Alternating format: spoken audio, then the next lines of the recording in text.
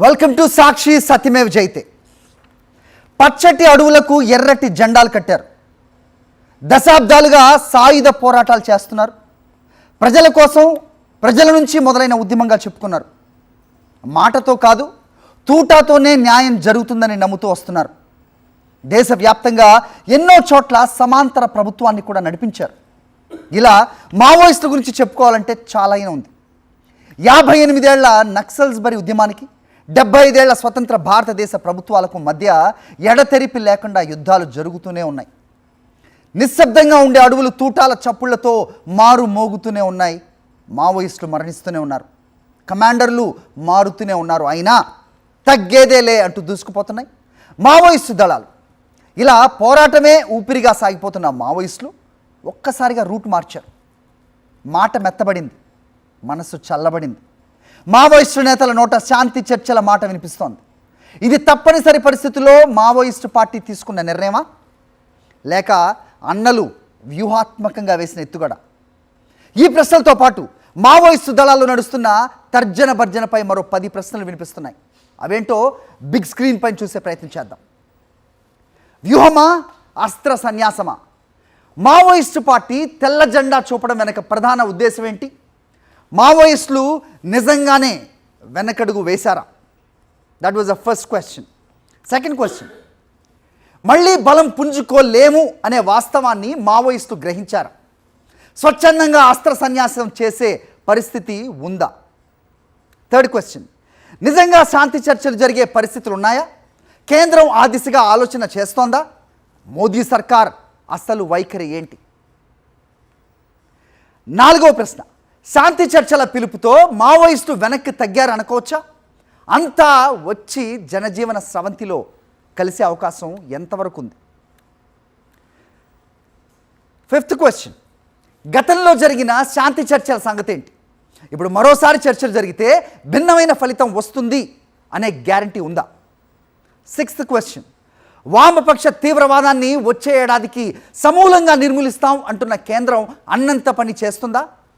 Target reach అవుతుందా? Seventh question, operation కగార్ను కేంద్రం పక్కన పెట్టి చర్చలకు సై అంటుందా, లేక మావోయిస్టు ముక్త్ భారత్ లక్ష్యంగా దూసుకుపోతుందా? ఎయిత్ క్వశ్చన్, వామపక్ష అతివాదం సిద్ధాంత రాహిత్యంగా మారిందా? ప్రజా మద్దతు లేకే మావోలు అడవుల్లో ఏకాకులుగా మారిపోయారా? నైన్త్ క్వశ్చన్, శాంతి చర్చల ప్రక్రియను అడ్డం పెట్టుకుని ఈ గ్యాప్లో మావోయిస్టులు మరోసారి పుంజుకుంటే పరిస్థితి ఏంటి? ఫైనల్ క్వశ్చన్, తుపాకీ గొట్టంతోనే రాజ్యాధికారం సాధ్యం అన్న మావోయిస్టులు తమ పందా నిజంగా మార్చుకుంటున్నారా? ఇవి ప్రధానంగా వినిపిస్తున్న మన 10 ప్రశ్నలు. సో వీటికి సమాధానాలు వెతికే ప్రయత్నం మనం చేద్దాం. ఈ 3 నెలల్లో 150 మంది మావోయిస్టులు ఎన్కౌంటర్లో ప్రాణాలు కోల్పోయారు. ఈ 3 నెలల్లోనే 200 మంది మావోయిస్టుల్ని అరెస్ట్ చేశారు. కేవలం ఈ 3 నెలల్లోనే 250 మంది మావోయిస్టులు లొంగిపోయారు. ఇంకాస్త వెనక్కి వెళ్తే గత ఏడాది అంటే 2024లో 290 మంది మావోయిస్టులు ఎన్కౌంటర్ చేశారు. మరో 1090 మందిని అరెస్టులు చేశారు. 881 మంది లొంగిపోయారు. అంటే జస్ట్ ఏడాదిలోనే మృతులు, అరెస్టులు, లొంగిపోయిన వాళ్ళు వీళ్ళందరినీ కలిపితే వేలల్లో ఉన్నారు. ఇది దళం ఊహించని పరిణామమనే చెప్పాలి. క్యాడర్ను నిరుత్సాహపరిచే లెక్కలు మాత్రమే ఇవని చెప్పచ్చు. ఇంకా వెనక్కి వెళ్తే 2014 నుంచి 2024 వరకు మావోయిస్టు హింసాత్మక కార్యకలాపాలు సగానికి సగం తగ్గిపోయాయి. 126 నక్సల్స్ ప్రభావిత జిల్లాలుంటే ఆ సంఖ్య ఇప్పుడు 12కు పడిపోయింది. మావోయిస్టులు వర్సెస్ కేంద్ర బలగాల మధ్య పోరాటంలో పై చేయి ఎవరిదో చెప్పడానికి బహుశా ఇంతకు మించిన లెక్కలు అక్కర్లేదేమో. అమిత్ షా చెప్పినట్టు 2026 మార్చి 31 తర్వాత భారత్లో మావోయిస్టులు కనిపించరా? వాళ్ళ కార్యకలాపాలు ఇక సాగవా? అసలు శాంతి చర్చలతో అస్త్ర సన్యాసం సాధ్యమా, లేక ఇది మావోయిస్టులు కాస్త ఊపిరి పీల్చుకునేందుకు పన్నిన వ్యూహమా? ఈ అంశంపైనే ఇవాళ మన సత్యమేవ జయతే గెస్ట్లను ఒకసారి పరిచయం చేస్తాను. జంపన్న గారు మాజీ మావోయిస్ట్, సాక్షి స్టూడియోలో ఉన్నారు. అలాగే గెడ్డ లక్ష్మణ్ గారు పౌర హక్కుల సంఘం ప్రతినిధిగా ఇక్కడ ఉన్నారు. పేరాల శేఖర్రావు గారు బీజేపీ ప్రతినిధిగా ఈ చర్చలో పాల్గొంటున్నారు. చంద్రమౌళి గారు మాజీ పోలీస్ అధికారి. అలాగే ప్రొఫెసర్ హరగోపాల్ గారు మరి కాసేపట్లోనే మనతో జాయిన్ అవుతారు. గతంలో శాంతి చర్చల్లో ఈయన కీలక పాత్ర పోషించిన వ్యక్తి. రైట్, ముందుగా జంపన్న గారి దగ్గరికి వెళ్దాం. జంపన్న గారు, నేను చెప్పిన ఇప్పుడు లెక్కలు వాస్తవ స్టాటిస్టిక్స్లో భాగంగా చెప్పినవి, ఊహాగానాలు కానే కాదు. సో నేను చెప్పినట్టుగా ఈ లెక్కలు ఏం చెబుతున్నాయి? సో నిజంగానే వీళ్ళ బలం తగ్గిందా, లేదంటే ఈ వ్యూహం ఏదన్నా దీని వెనక ఒక ఆలోచనతో కూడిన వ్యూహం అనుకోవచ్చా? జస్ట్ బ్రీదింగ్ స్పేస్కి వీళ్ళు తీసుకుంటున్న ఒక టైంగా భావించవచ్చా? మళ్ళీ పుంజుకోవడానికి ఈ చర్చల్ని ఒక అవకాశంగా వాళ్ళు భావిస్తున్నారు అనుకోవచ్చా? జంపన్న గారు, చర్చల విషయంలో మావోయిస్టు పార్టీ కేంద్ర కమిటీ తరఫు నుంచి వచ్చిన ప్రకటన ఏదైతుందో ఆహ్వానించదగింది. గత కొంతకాలంగా అంటే ప్రత్యేకించి వాళ్ళు 50 సంవత్సరాల పైగా సాయుధ పోరాటాన్ని కొనసాగిస్తున్నప్పటికీ సంవత్సర కాలంగా ప్రత్యేకించి దండకారణ్యంలో ఒక యుద్ధ వాతావరణం, ఆ యుద్ధ వాతావరణంలో ఎక్కువగా మావోయిస్టులు చనిపోయినరు, కొంతమంది ప్రజలు లేదా పార్టీ సానుభూతి పరులు. వాళ్ళతో పాటుగా తక్కువ సంఖ్యలో అయినప్పటికీ గతంతో పోల్చుకుంటే ఒక దానికంటే ముందు కాలంలో ఒకనాడు పోలీసులు ఎక్కువ సంఖ్యలో చనిపోయిన ఘటనలు కూడా చాలా ఉన్నాయి ఒక సందర్భంలో. కానీ ఈ సంవత్సర కాలంలో పోలీసుల సైడ్ నుంచి లేదా పోలీసు ఇన్ఫార్మర్లు అనే వాళ్ళు, అంటే వాళ్ళు ప్రకటించిన అర్థంలో ఈ సంఖ్య తక్కువగానే ఉన్నప్పటికీ కూడా ఇక్కడ జరుగుతున్నది ఏదైతే ఉందో ఇటు మావోయిస్టు పార్టీ తరఫు నుంచి కానీ లేదా ప్రభుత్వం తరఫు నుంచి కానీ గమనించినప్పుడు ఇరు పక్షాల నుండి కూడా ఈ మరణాలు సంభవిస్తున్నాయి, గాయాలు అవుతుండ్రు, నిర్వాసితులు అవుతుండ్రు ప్రజలు అక్కడి నుంచి. అంటే ఈ విషయం ఇది మీడియాలో పట్ల చర్చించబడుతుంది. దీనికోసం ప్రత్యేకించి 1 నెల రోజులుగా ప్రజాస్వామిక మేధావులు, న్యాయ కోవిదులు, ప్రొఫెసర్లు, అడ్వకేట్లు శాంతి అనే దాంతో వాళ్ళు కృషి చేస్తుండ్రు. దీని ఫలితంగానే అంటే ఒక 24వ తారీఖు వాళ్ళు శాంతి చర్చల కమిటీ పేరుతో మేధావులు మీటింగ్ జరిపిన నేపథ్యంలో మావోయిస్టు పార్టీ చాలా తక్కువ రోజుల్లో పట్టినే ఈ ప్రకటన, అంటే అప్పటికే అది అబ్జర్వేషన్ చేస్తుంది కాబట్టి, ఈ అబ్జర్వేషన్లో ఉంది కాబట్టి ఆ పార్టీ ఆ ప్రకటన చేసింది. ఈ ప్రకటన నేను ఎట్లా అర్థం చేసుకున్నానంటే, నాకు మావోయిస్టు పార్టీ చరిత్ర నుంచి నాకు తెలిసిన విషయమే కాబట్టి మావోయిస్టు పార్టీ వివిధ సందర్భాల్లో చర్చలకు 90లో లేదా ఆ తర్వాత 2002, 2004 లోపట చర్చలకు సంబంధించిన విషయాల్లో తన రాజకీయ వైఖరులు ప్రకటిస్తూ వస్తున్నది. కాబట్టి ఇది గమనించినప్పుడు ఆ పార్టీ మొదటగా ఫస్ట్ ప్రజల డిమాండ్ వచ్చినప్పుడు ప్రజల డిమాండ్కు తగినట్టుగా ఆనాడు యుద్ధ స్థాయి ఏ రకంగా ఉన్నప్పటికీ కూడా ప్రజల డిమాండు, ప్రజాస్వామిక డిమాండ్ను బట్టి ఆ పార్టీ శాంతి చర్చలకు సిద్ధమైన విషయాన్ని అనేక సందర్భాల్లో ప్రకటించింది. ఈ చరిత్రను మనం గమనించాలి. ఇది ఇక్కడ మొదటగా.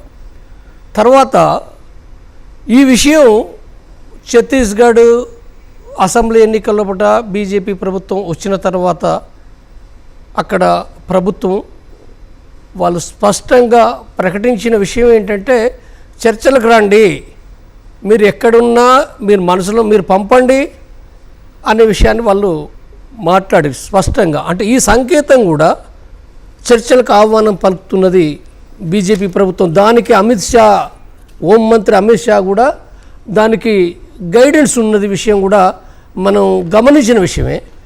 అయితే ఆ తర్వాత మావోయిస్టు పార్టీ ప్రకటన చేసినప్పటికీ అది సరిగ్గా దానికి సంబంధించిన ఒక మీడియేటర్స్గా ఇది ఎవాల్వ్ కాలేదు. ఎక్కడ ఛత్తీస్గఢ్లో కానీ తెలంగాణ కానీ దేశవ్యాప్తంగా కాలేదు. అది మధ్యంతరంగా ఆగిపోయింది. ఇది బహుశా 7 నెలలు సంవత్సర కాలం అవుతుంది.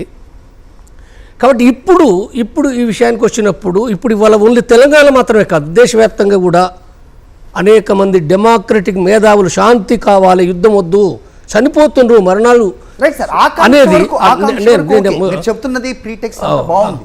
కానీ ప్రస్తుతం అదే పాయింట్, 28వ తారీఖున ఒక సెంట్రల్ కమిటీ నుంచి వెలువడిన ఈ ప్రకటన చర్చలకు మేము సిద్ధము అన్నదానికి నిన్న లేటెస్ట్ డెవలప్మెంట్ కూడా మనం మాట్లాడాలి. ఛత్తీస్గఢ్ ప్రభుత్వం డిప్యూటీ సీఎం బయటకు వచ్చి ఆయన అన్కండిషనల్ చర్చలకు మేము సిద్ధం అని మాట్లాడుతున్న క్రమంలో ఇది కేవలం అంటే దీని ఇక సమస్య పోతుంది, ఇక ఈ నక్సల్ బరి అని 1969లో if I'm not wrong, so అప్పుడు మొదలైన ఇది సో కాలక్రమేణా ప్రస్తుతం గ్లోబలైజేషన్ దిశగా ప్రపంచం మారిన నేపథ్యంలో మారుతున్న పొలిటికల్ కావచ్చు, సోషో అలాగే ఎకనామిక్ సిచ్యువేషన్స్లో మావోయిస్టులు కూడా ఆయుధాలను విడిచి జనజీవన స్రవంతిలో కలవడానికి సిద్ధంగా ఉన్నారు అనుకోవచ్చా, లేదంటే ఇది కేవలం ఒక వ్యూహమా అంటే ఒక్క మాటలో ఏం చెప్తారు? నేను ఒకటే మాట చెప్పాలనుకుంటే ఈ ప్రకటనలో ఎలాంటి అస్త్ర సన్యాసం లేదనేది ఫస్ట్ పాయింట్ మనం గుర్తించాలి. అస్త్ర సన్యాసం అనేది లేదు అని అంటే దాని అర్థం ఈ ప్రకటనలో మాత్రమే లేదు తప్ప నెక్స్ట్ ఏం జరుగుతుంది అనేది వాళ్ళు చెప్పింది చాలా స్పష్టంగా.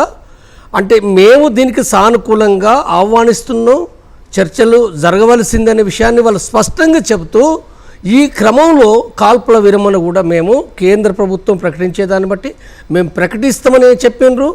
దీని ఆధారంగా కొనసాగే అంటే ఈ ప్రక్రియ కొనసాగే క్రమంలో తప్పనిసరిగా ఒక డైలాగ్ అయితే స్టార్ట్ అయింది అనుకోవచ్చు. వివిధ విషయాలు అంటే శాంతి అనే విషయాన్ని దృష్టిలో పెట్టుకున్నప్పుడు అంటే నిరాశగా ఉండవలసిన అవసరం లేదు. తప్పనిసరిగా 100% గత కాలంలో అనుభవాల పేరుతోటి ఇట్లనే జరుగుతుంది అనేది ఆలోచించాల్సిన అవసరం ఎంత మాత్రం లేదు. 100% నేను చెప్తున్నా, కేంద్ర ప్రభుత్వం నుంచి కానీ మావోయిస్టుల తరపు నుంచి కానీ ఇవాళ సమాజం ఏదైతే కోరుతున్నదో, శాంతి కావాలని కోరుతున్నదో దీని ప్రకారంగా ఈ చర్చల ప్రక్రియ ముందుకు పోతుంది అనేది నేను బలమైన ఆశాభావాన్ని వ్యక్తం చేస్తాను. రైట్, హరగోపాల్ గారితో మాట్లాడదాం. హరగోపాల్ గారు నమస్తే అండి.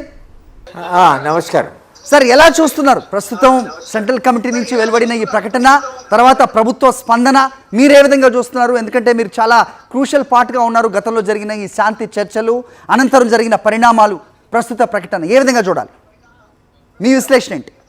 ఈ చర్చల ప్రస్తావన ఇక్కడ హైదరాబాదు నగరంలో జస్టిస్ చంద్రకుమార్ గారు తీసుకున్నటువంటి చొరవ వలన దానికి స్పందనగా మావోయిస్ట్ పార్టీ ఒక ప్రకటన విడుదల చేశారు.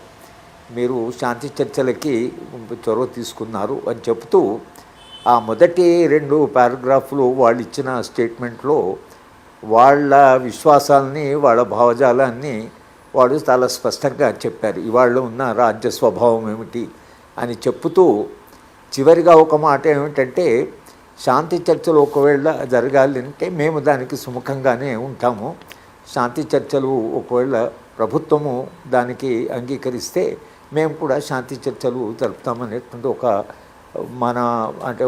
ఒక ఆశాజనకమైనటువంటి ఒక వ్యాఖ్యానం వాళ్ళు చేశారు.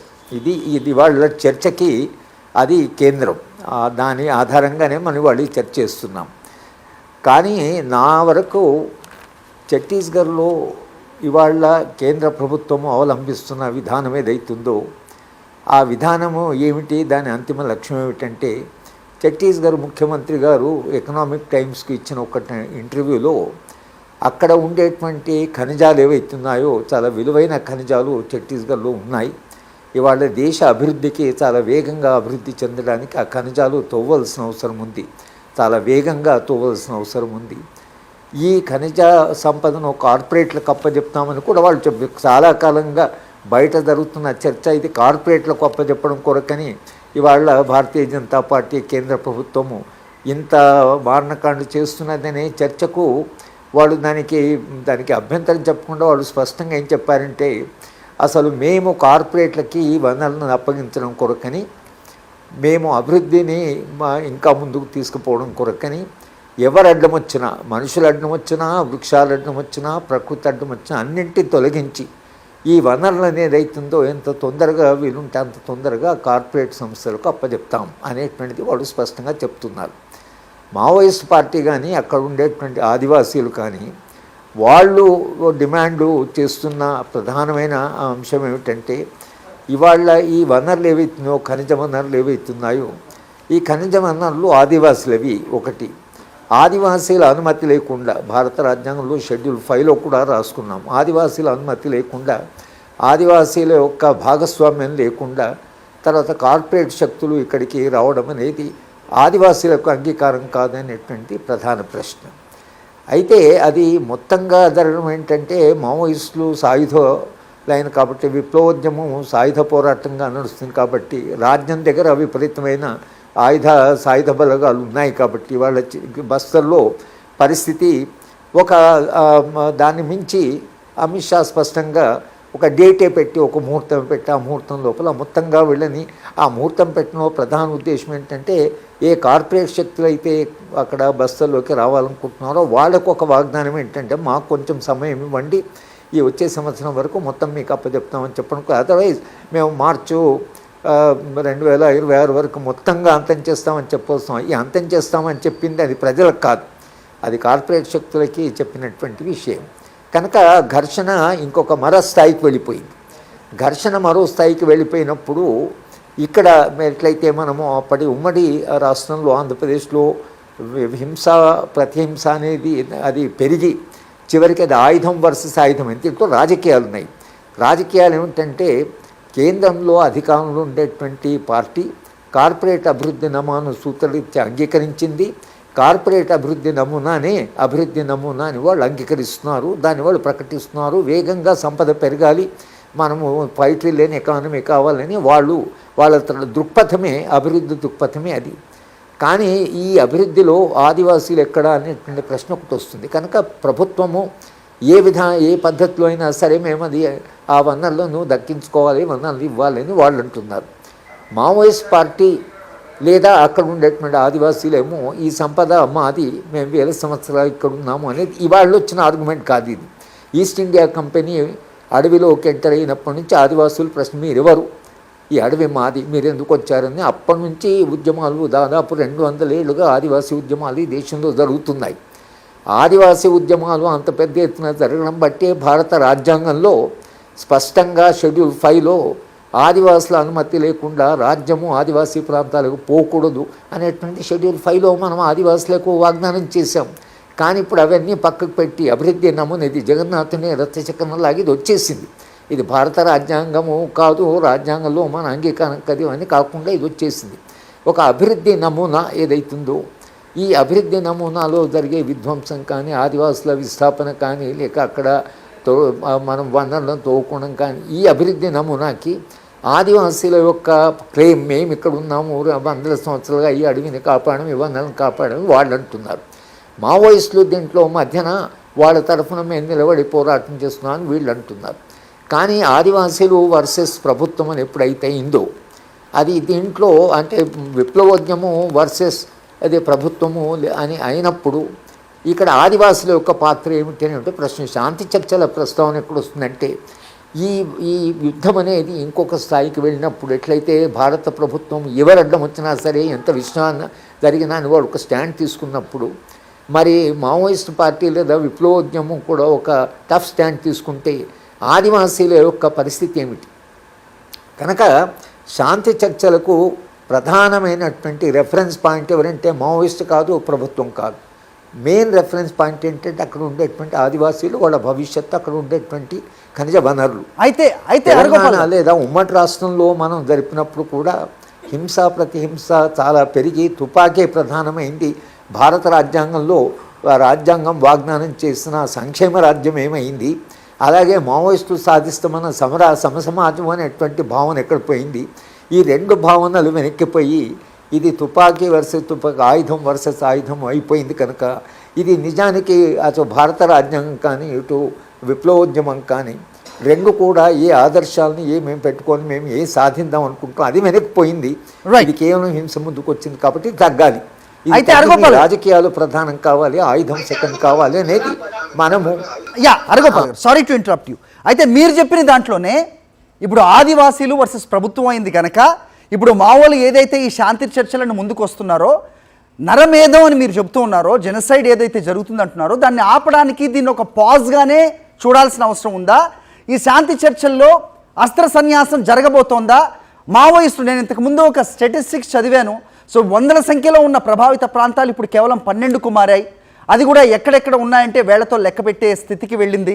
అమిత్ షా చేసిన ప్రకటన అనంతరం ప్రస్తుతం ఈ మావోయిస్టు పార్టీ కేంద్ర కమిటీ ఇచ్చిన ఈ శాంతి చర్చలకు ఇచ్చిన పిలుపు, అలాగే ఛత్తీస్గఢ్ ప్రభుత్వం అన్కండిషనల్గా చర్చలకు సిద్ధమవుతున్న ప్రక్రియని ఒక మాటలో చెప్పాలంటే మీరేం చెప్పాలి? మీరు చెప్పిన దాన్ని బట్టి ఇది ఒక పాజ్గానే చూడాల్సిన అవసరం ఉంటుందా, లేదంటే ఇది ఒక కంక్లూజన్కి మొదటి అడుగుగా అనుకోవచ్చా? యా, ఆడియో వస్తుంటే కనుక మీకు వినబడి ఉంటే చెప్పండి హరగోపాల్ గారు. ఓకే ఓకే, సో గెడ్డ లక్ష్మణ్ గారితో మాట్లాడదాం. రైట్, హరగోపాల్ గారు ఉన్నారా? ఓకే, సో అదే పౌర హక్కుల సంఘం గెడ్డల లక్ష్మణ్ గారిని అడిగితే, సో హరగోపాల్ గారు చెప్పిన దాంట్లో పాయింట్స్, అలాగే నేను అడిగిన దానికి మీరు ఎలా సమాధానం చెప్తారు లక్ష్మణ్ గారు?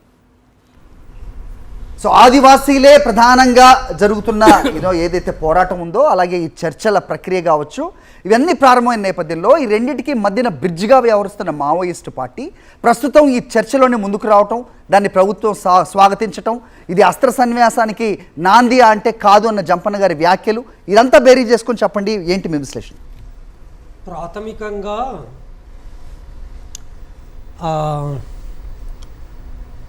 మనం ప్రయోగిస్తున్న పదజాలం, అస్త్ర సన్యాసం, తెల్ల జెండా బలపడటానికి ఒక అవకాశమా, మిస్యూజ్ చేయటానికి ఇదొక వ్యూహమా? మిస్యూజ్ అనలేదు నేను. ఆ కోణంలో అర్థం అదే. ఆ కోణంలో చర్చ కాకుండా ఇప్పుడు అది ఉత్కృష్ట స్థాయికి నిర్బంధం అనేది చేరుకున్నదనేది ప్రధానమైన అంశం ఇక్కడ. ఇప్పటి వరకు 15 నెలల కాలంలోనే 15 నెలల కింద 23 డిసెంబర్ అక్టోబర్ ఆ ప్రాంతంలో ఒక ముహూర్తం నిర్ణయించటం, 2026 మార్చి కల్లా నేను తుదముట్టిస్తాను, మావోయిస్టు రహిత సమాజాన్ని ఏర్పాటు చేస్తాను. బీజేపీకి ఏం కావాలంటే ఎప్పుడు కూడా ఒక విలన్ను, ఒక బూచీని, ఒక కాశ్మీర్ను, ఒక పాకిస్తాన్ను, ఒక బంగ్లాదేశ్ను ఇక్కడ అంతర్గతంగా వస్తే ఒక మావోయిస్టు ఎవరినో ఒకరిని చూపించే పనిలో భాగంగా ఇప్పుడు పెట్టుకున్నది ఏంటంటే 104 మెమరాండం ఆఫ్ అండర్స్టాండింగ్లు ఉన్నాయి. ప్రెషర్ పెరుగుతుంది, దాన్ని ఖాళీ చేయించాలి. ఎక్కడ పంపుతారు ఆదివాసీలను? ఎక్కడ పంపుతారు?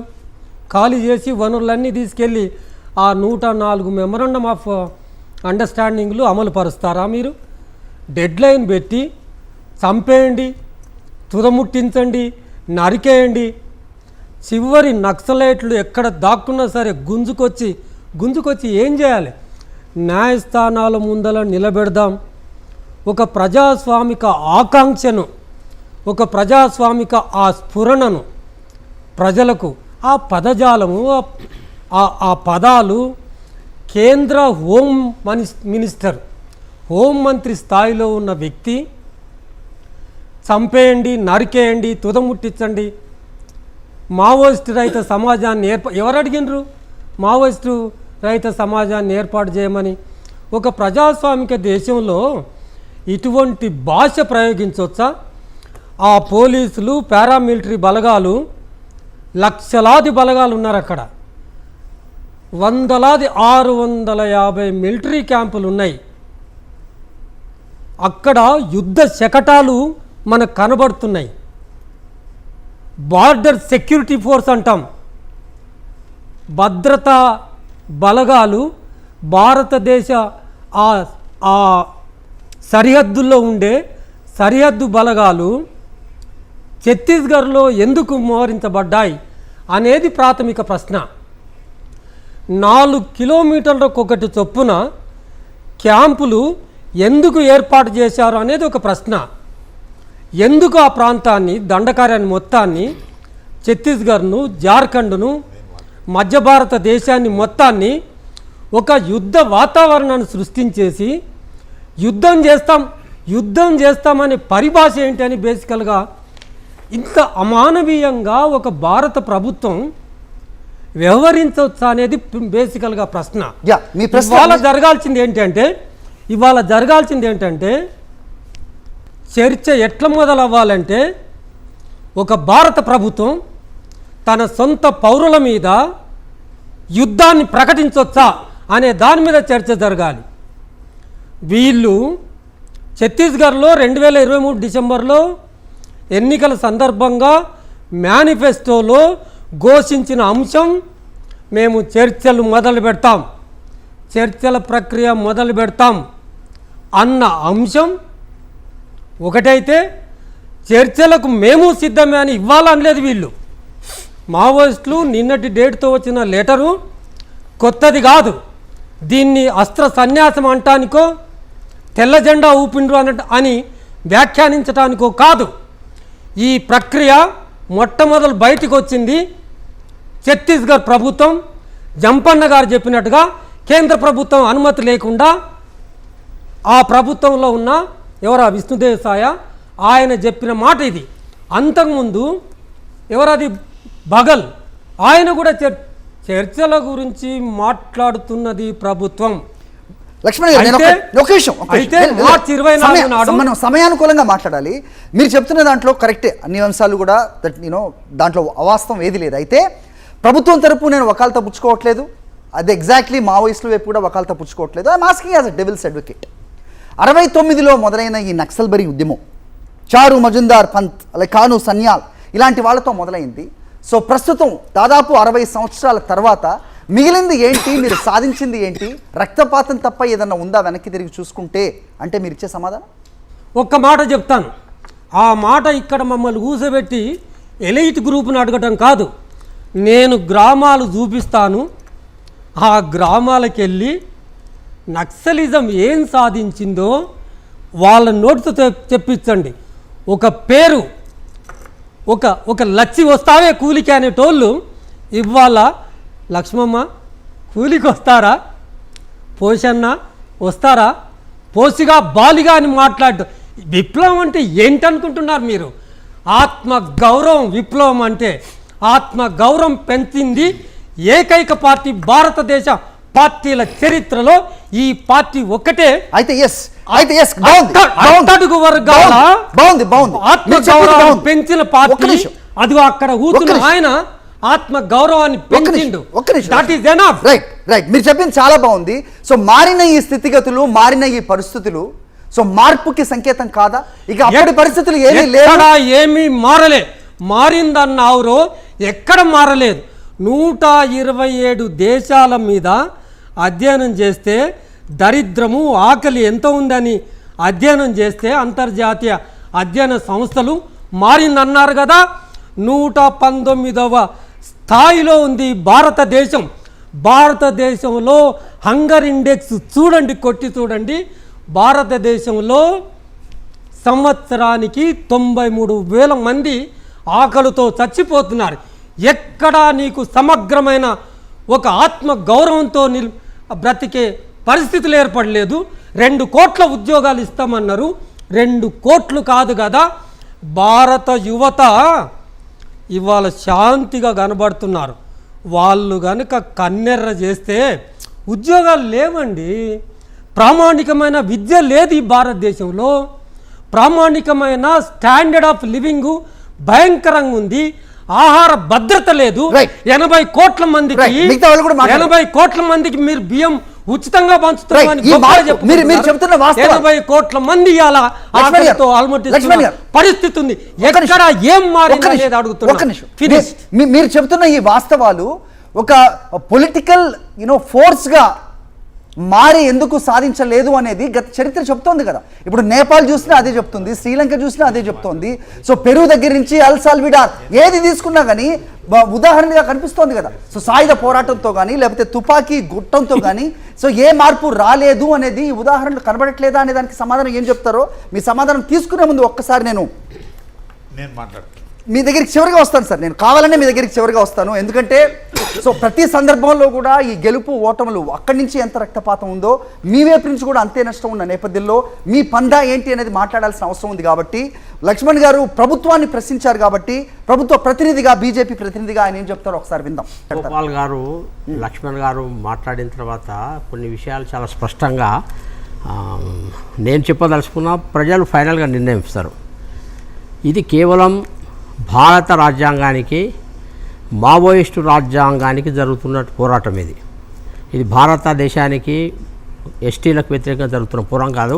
ఒక దుష్ప్రచారం చేయడం అనేది హరగోపాల్ గారికి, లక్ష్మణ్ గారికి మొదటి నుంచి అలవాటు. ఈరోజు కూడా అదే అలవాటు చేస్తున్నారు. ఇంకొక అంశం ఏంటంటే, చైనాలో కార్పొరేట్లు లేరా? మొత్తం కమ్యూనిస్ట్ సంబంధించినటువంటి దేశాలలో కార్పొరేట్ లేరా? అసలు మీరు అన్నట్టు కార్పొరేటు అనే పదానికి మీనింగ్ ఏంది, అర్థం ఏంది? ఇవన్నీ డీటెయిల్గా డిస్కస్ చేయాలా. ఇది టైం కాదని చెప్పి నా అభిప్రాయం. ఇప్పుడు చర్చలు అనేది దేనికైనా ఒక ప్రాతిపదిక ఉండాలండి. ఇప్పుడు ఒక ఫైనల్ డిసిషన్, ఒక చర్చలు జరగడానికంటే ముందు 1, 2, 3, 4 అని ఒక 10 పాయింట్లు తయారు చేసుకోవాలి మనం. ఫస్ట్ ఇంటర్నల్గా ఇటు మేధావులు అటు గవర్నమెంట్ ప్రతినిధులు చేయాలా. ఒక బేసిక్ అండర్స్టాండింగ్, ఒక ప్రాథమికమైన అండర్స్టాండింగ్ వచ్చిన చర్చలు చేయొచ్చు మనం. అసలు చర్చలకు ప్రాతిపదిక ఏముందండి? అసలు మావోయిస్టు రాజ్యాంగం ఏంది? మావోయిస్టు రాజ్యాంగానికి 1% కూడా భారత రాజ్యాంగానికి మధ్యన పోసుకదే. మావోయిస్టు రాజ్యాంగం స్పష్టంగా ఏం చెప్తున్నది? ఈ వ్యవస్థలన్నీ బూజుపట్టినాయి, ఈ వ్యవస్థలు మొత్తం సర్వనాశనం చేయాలా, పార్లమెంటరీ వ్యవస్థ అనేది నిష్ప్రయోజనము, ఆ తర్వాత మేము ఆయుధ పోరాటం తప్పకుండా చేస్తాము, అంతర్జాతీయ సంబంధాలు నెలకొల్పుకొని పెద్ద పెద్ద ఆయుధాలు తీసుకొస్తాము, తిరుగుబాటు ద్వారా ప్రజా విప్లవం తీసుకొస్తాము, విముక్తి ప్రాంతాలు ఏర్పడతాము, నేపాల్ నుంచి తమిళనాడు దానికా రెడ్ కార్డర్ తయారు చేసినాము, మేము గెరిల్లా పోరాటాలు చేసినాము, ప్రజా సైన్యాన్ని నిర్మిస్తున్నాం. అంటే అసలు చర్చలు ఏమని చర్చలు చేయాలిగా? నువ్వు అవుట్రైట్గా భారత రాజ్యాంగాన్ని, ప్రజాస్వామ్య వ్యవస్థను మొత్తం కొల్లాబ్ చేసి ఆయుధం అనే బలగంతో కుక్క సాగు చేసేటట్టుగా మిలిటరీని, ప్రభుత్వాలను, రాజకీయ పార్టీలను, అన్ని రాజకీయ పార్టీలు, సిపిఐని కూడా సింగరేణి ఏరియాలో సిపిఐ నాయకులను కుక్కల కాల్చినట్టు కాల్చిపడేస్తే ఆ రోజు సిపిఐ అనేది మళ్ళీ తట్టుకోలేదు సింగరేణిలో. కేవలం మా పార్టీ పక్క పెట్టండి. ఏ పార్టీ చర్చలకు అయితే ఒక్క నిమిషం సార్. ఇప్పుడు లక్ష్మణ్ గారు కానీ లేకపోతే హరగోపాల్ గారు చెప్పిన దాంట్లో మీరు విదేశీ టెర్రరిస్టుని ఏ రకంగా అయితే చూస్తారో అలాగే మన భారత పౌరులు వాళ్ళందరూ కూడా అది కూడా ఒక పొలిటికల్ పార్టీగా కూడా గుర్తించిన సందర్భాలు అనేకం ఉన్నాయి. సో ఆ రోజు ఇందిరాగాంధీ గారి ప్రధానిగా ఉన్నప్పుడు మన్మోహన్ సింగ్ గారితో ఒక కమిటీ వేశారు ప్లానింగ్ కమిషన్లో. అప్పుడు వాళ్ళు చెప్పింది అదే, ఇది ఒక పొలిటికల్ వింగ్, అంటే ఈ లెఫ్ట్ వింగ్ ప్రభావిత ప్రాంతాల్లో ఉన్న నష్టాన్ని ఏ విధంగా పూరించాలి, ఏ విధంగా ఛాలెంజెస్ ఉన్నాయి అనేది ప్రణాళిక ఆయన ఇచ్చారు. సో అప్పటి నుంచి దడప అమిత్ షా గారు కూడా అదే మాట్లాడతారు, లెఫ్ట్ వింగ్ పార్టీగానే దీన్ని గుర్తిస్తారు. అలాంటి ఒక పార్టీ పొలిటికల్ ఫోర్స్గానే భావిస్తున్న క్రమంలో దాన్ని ఎవరో విదేశీ టెర్రరిస్టుల మీద ఉపయోగించినట్టుగా, సో ఫోర్స్ను ఉపయోగించడం, ఇలా మారణ హోమం సృష్టించడం ఎంతవరకు సమంజసం అనేదానికి కూడా సమాధానం రావాలి. ఈ ఫోర్సు అనేది ఉపయోగించి, ఆయుధాల ద్వారా ఉపయోగించి ఎన్ని లక్షల మందిని ఇప్పటికీ నక్సలైట్లు చంపారు, గ్రామాలలో ఎన్ని వేల మందిని చంపారు. వారు అన్నారు, నేను ఉదాహరణలు చూపెడతా అని. వేల మందిని ప్రతి జిల్లాలోనే 1000 మందిని కూర్చుండబెడతా. నక్సలైట్ల యొక్క కిరాతాల కారణంగా ఇబ్బందులు పడ్డ కుటుంబాలను, చచ్చిపోయిన కుటుంబాలను, కాళ్ళు చేతులు పొడగొట్టుకున్నటువంటి కుటుంబాలను నేను వేలాది మందిని ప్రతి జిల్లాలో కూర్చుండబెడతా. హరిగోపాల్ గారు, లక్ష్మణ్ గారు రమ్మనండి. నక్సలైట్ల కిరాతకాల గురించి ఓపెన్గా మొహమాటం లేకుండా వచ్చి చెప్తారు, నేను చూపెడతా. దానికోసం కూడా రెడీ కావాలా? ఓకే, ఈ చర్చ నిజంగా ఈ చర్చ ఆగదు. దానికి నిజంగా మీరు చెప్పారు కావాలి పాయింట్స్. ప్రస్తుతం జరిగిన ఇంప్రూవ్మెంట్, ప్రస్తుతం జరుగుతున్న ఈ శాంతి చర్చలు కరెక్ట్. ఇది ఎప్పుడు చర్చలు సాధ్యమైతే అంటే సింపుల్గా విషయం, భారత రాజ్యాంగానికి లోబడి, భారత ప్రజాస్వామ్య విలువలకు లోబడి చర్చలకు సిద్ధమైతే మేము కూడా చర్చలకు సిద్ధమవుతాం. స్ట్రాటజిక్గా, వ్యూహాత్మకంగా గవర్నమెంట్ అనేసి, స్ట్రాటజిక్గా వ్యూహాత్మకంగా నక్సలైట్ అనేసి ప్రజలను బేఫూవ్ చేయొద్దు, వాళ్ళ కేటను వాళ్ళని బేఫూవ్ చేసి. ఎన్నికలకు ముందు చెప్పింది ఏంటి మరి? ఛత్తీస్గఢ్లో ఎన్నికలకు ముందు మీరు చెప్పింది ఏంటి? చర్చలకు మేము సిద్ధంగా ఉన్నాం, మేము ముందుకు వస్తాం. చర్చల్ని ప్రారంభించడానికి చర్చలకు ఎప్పుడు సిద్ధము? ప్రజాస్వామ్య ప్రక్రియలోకి రావడానికి గనుక సిద్ధమైతే చర్చలకు సిద్ధం. ఒకటి గుర్తుపెట్టుకోవాలి మనం. ఇదే ఇందిరాగాంధీ గారు ఉన్నప్పుడు కూడా మిజోరాంలో ఇదే డిస్కషన్ అయింది. ఇందిరాగాంధీ ఉన్నప్పుడు మిజోరాంలో లాల్డెంగా అని చెప్పి ప్రత్యేక మిజో దేశం కోసం ఆయన ఆయుధ పోరాటం చేసిండు. ఇందిరాగాంధీ స్పష్టంగా చెప్పింది, అయితే చావనన్న చావాలా, లేకుంటే ప్రజాస్వామ్య ప్రక్రియకు రావాలా. ఆపరేషన్ కగార్ అన్నట్టుగా ఆపరేషన్ అక్కడ కూడా జరిగింది. ఆ తర్వాత చివరికి లాల్డెంగా గారు, నేను ప్రజాస్వామ్య పరిస్థితులకు వస్తా, I'm ready to political party కింద ఫామ్ చేస్తాను. లాల్డెంగా గారు వచ్చేసిండు, ఆయుధాలు వదిలేసిండు, ఆయుధాలన్నీ మిలిటరీ గొప్ప చెప్పేసిండు. ప్రజాస్వామ్య పార్టీ కింద మిజో నేషనల్ ఫ్రంట్ మారింది. మిజో నేషనల్ ఫ్రంట్ అధికారంలోకి వచ్చింది. మావోయిస్టులను కూడా రమ్మనండి, ప్రజాస్వామ్య ప్రక్రియకు వస్తాం, ఆయుధాలు వదిలేస్తాం, నేపాల్ మావోయిస్టుల మాదిరిగా అవసరం అనుకుంటే మేము ఆ పొలిటికల్ సిస్టమ్కి వచ్చేస్తాం, ఆయుధాలను విసర్జిస్తాం, మేము ప్రజా పోరాటం చేసుకుంటాం. మీకు అధికారం ఎవరు లేదన్నారు? ఇప్పుడు ట్రైబల్స్ ఇష్యూస్ కానీ, ఎస్సీ ఇష్యూస్ కానీ, కార్పొరేట్ల సంబంధించిన దోపిడీ గురించి కానీ, లక్ష్మణ్ గారు చెప్పిన ఆకలి గురించి కానీ, దరిద్రం గురించి కానీ ప్రతి ఒక్కరికి హక్కు ఉంది. మేము అటువంటి నిజంగానే మావోయిస్టులు కనుక చర్చలకు వచ్చి ఆయుధాలు వదిలి వాళ్ళు ఒక రాజకీయ పార్టీగా రూపొందిస్తే చూద్దాం. అప్పుడు ప్రజలు ఫైనల్గా నిర్ణయం చేస్తారు కదా ఎవరు అధికారంలోకి రావాలని.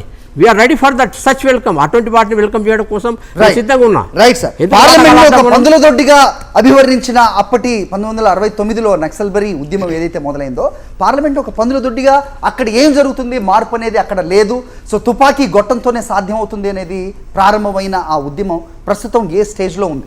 చంద్రమౌళి గారు మీరు చెప్పండి. సో అనేక సందర్భాల్లో నిజంగా ఈ ప్రభుత్వాలకి అలాగే మావోలకి మధ్యన సమిధలవుతున్న పోలీసులు అనేది కూడా చాలామంది మాట్లాడిన అంశం కూడా మనం చూసాం. వాస్తవాలు మీరు చెప్పండి. ఈరోజు సో కేంద్ర కమిటీ నుంచి వెలువడిన ఈ ప్రకటనలో కూడా ఒక్క సెంటెన్స్ నేను ఇక్కడ చదువుతాను, ఒక పారా. కేంద్ర రాష్ట్ర ప్రభుత్వాలు పథకం ప్రకారమే సాధారణ ప్రజానికాన్ని హత్య చేస్తున్నాయి. చుట్టువేసి చంపేసే కార్డన్ అండ్ కిల్ ఆపరేషన్లో చిక్కుంటున్న మా పార్టీకి పిఎల్జేకు చెందిన నిరాయుధ సభ్యులను గాయపడి శత్రు సాయుధ బలాలకు చిక్కిన సభ్యులను అమానవీయ చిత్రహింసలు గురిచేసి హత్య చేస్తున్నాయి.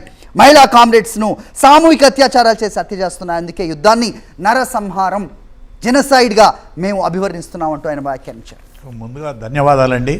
మా పోలీసుల తరఫున, సామాన్య ప్రజల తరఫున, లా అబైడింగ్ పీపుల్ తరఫున నన్ను మాట్లాడనిచ్చినందుకు మీ అందరికీ కృతజ్ఞతలు.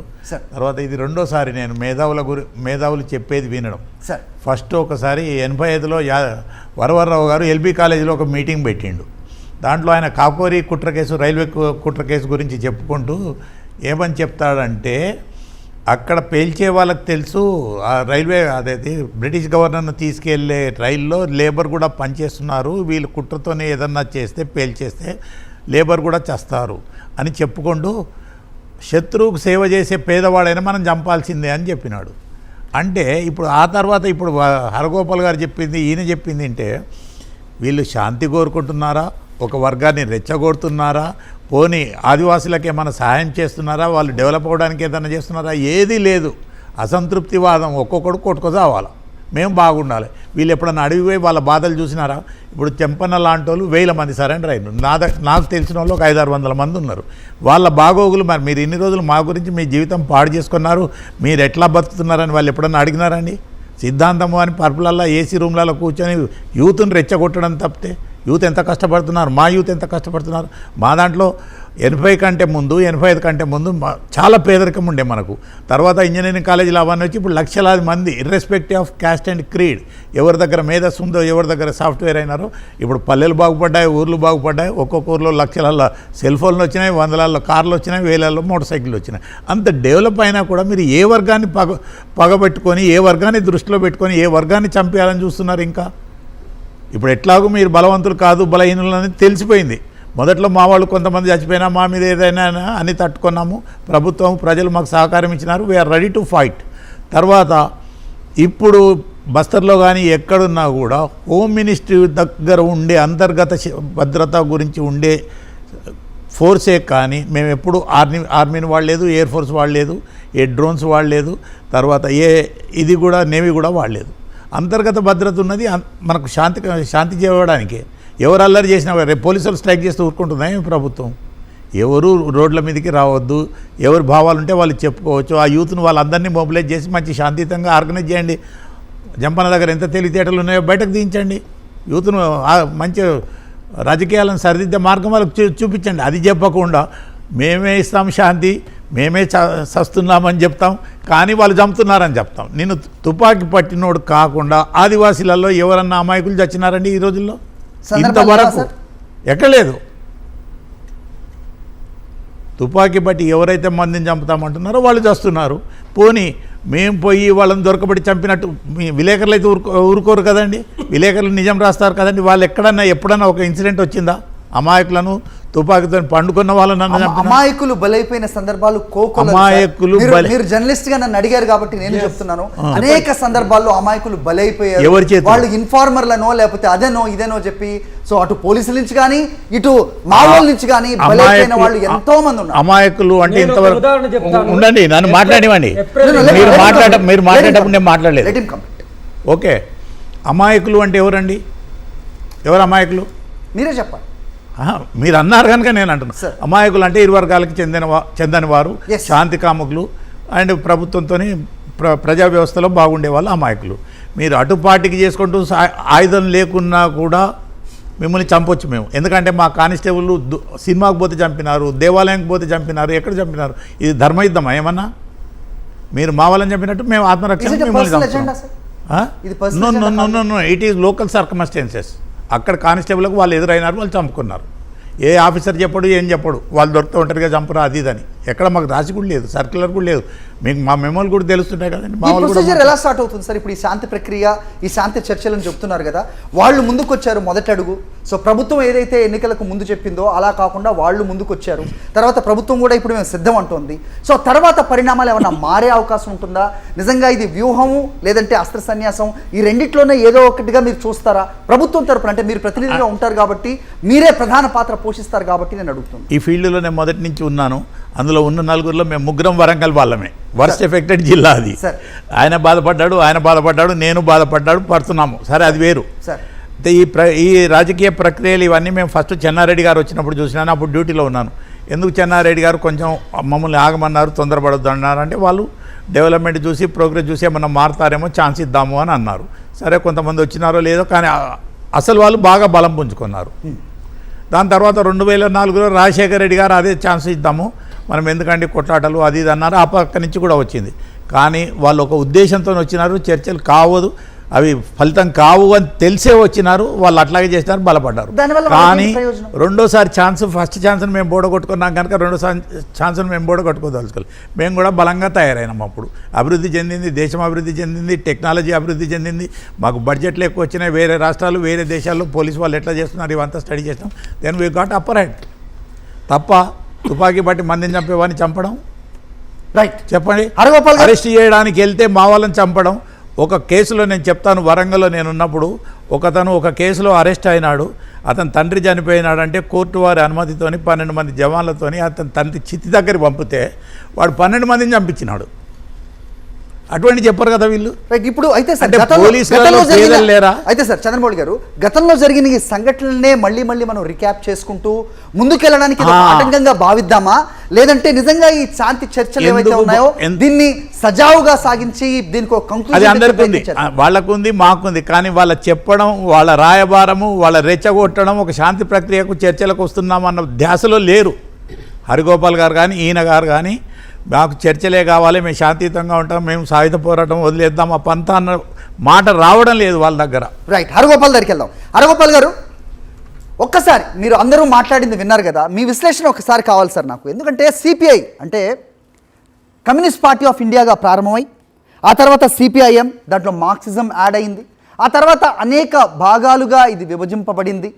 సో ప్రస్తుతం ఏ స్టేట్లో ఉంది అంటే ఆపరేషన్ కగార్ అనేది ప్రారంభమైనప్పటి నుంచి ఇంత పెద్ద సంఖ్యలో నక్సల్స్, నేను ఇందాక చదివాను సార్ స్టాటిస్టిక్స్, వేల సంఖ్యలో ఎవరు లొంగిపోయిన వారు అవ్వచ్చు, స్వచ్ఛందంగా వచ్చి లొంగిపోయిన వాళ్ళు, అరెస్ట్ కాబడ్డ వాళ్ళు, లేకపోతే కాల్పుల్లో చనిపోయిన వాళ్ళు వేల సంఖ్యలో ఉన్నప్పటికీ ఈ కగార్ ఆపరేషన్ గురించి ఒక సిపిఐఓ లేకపోతే ఒక సిపిఎంఓ వీళ్ళు ఎవరు వచ్చి బయటికి ఖండించలేదు అనేది వాస్తవం.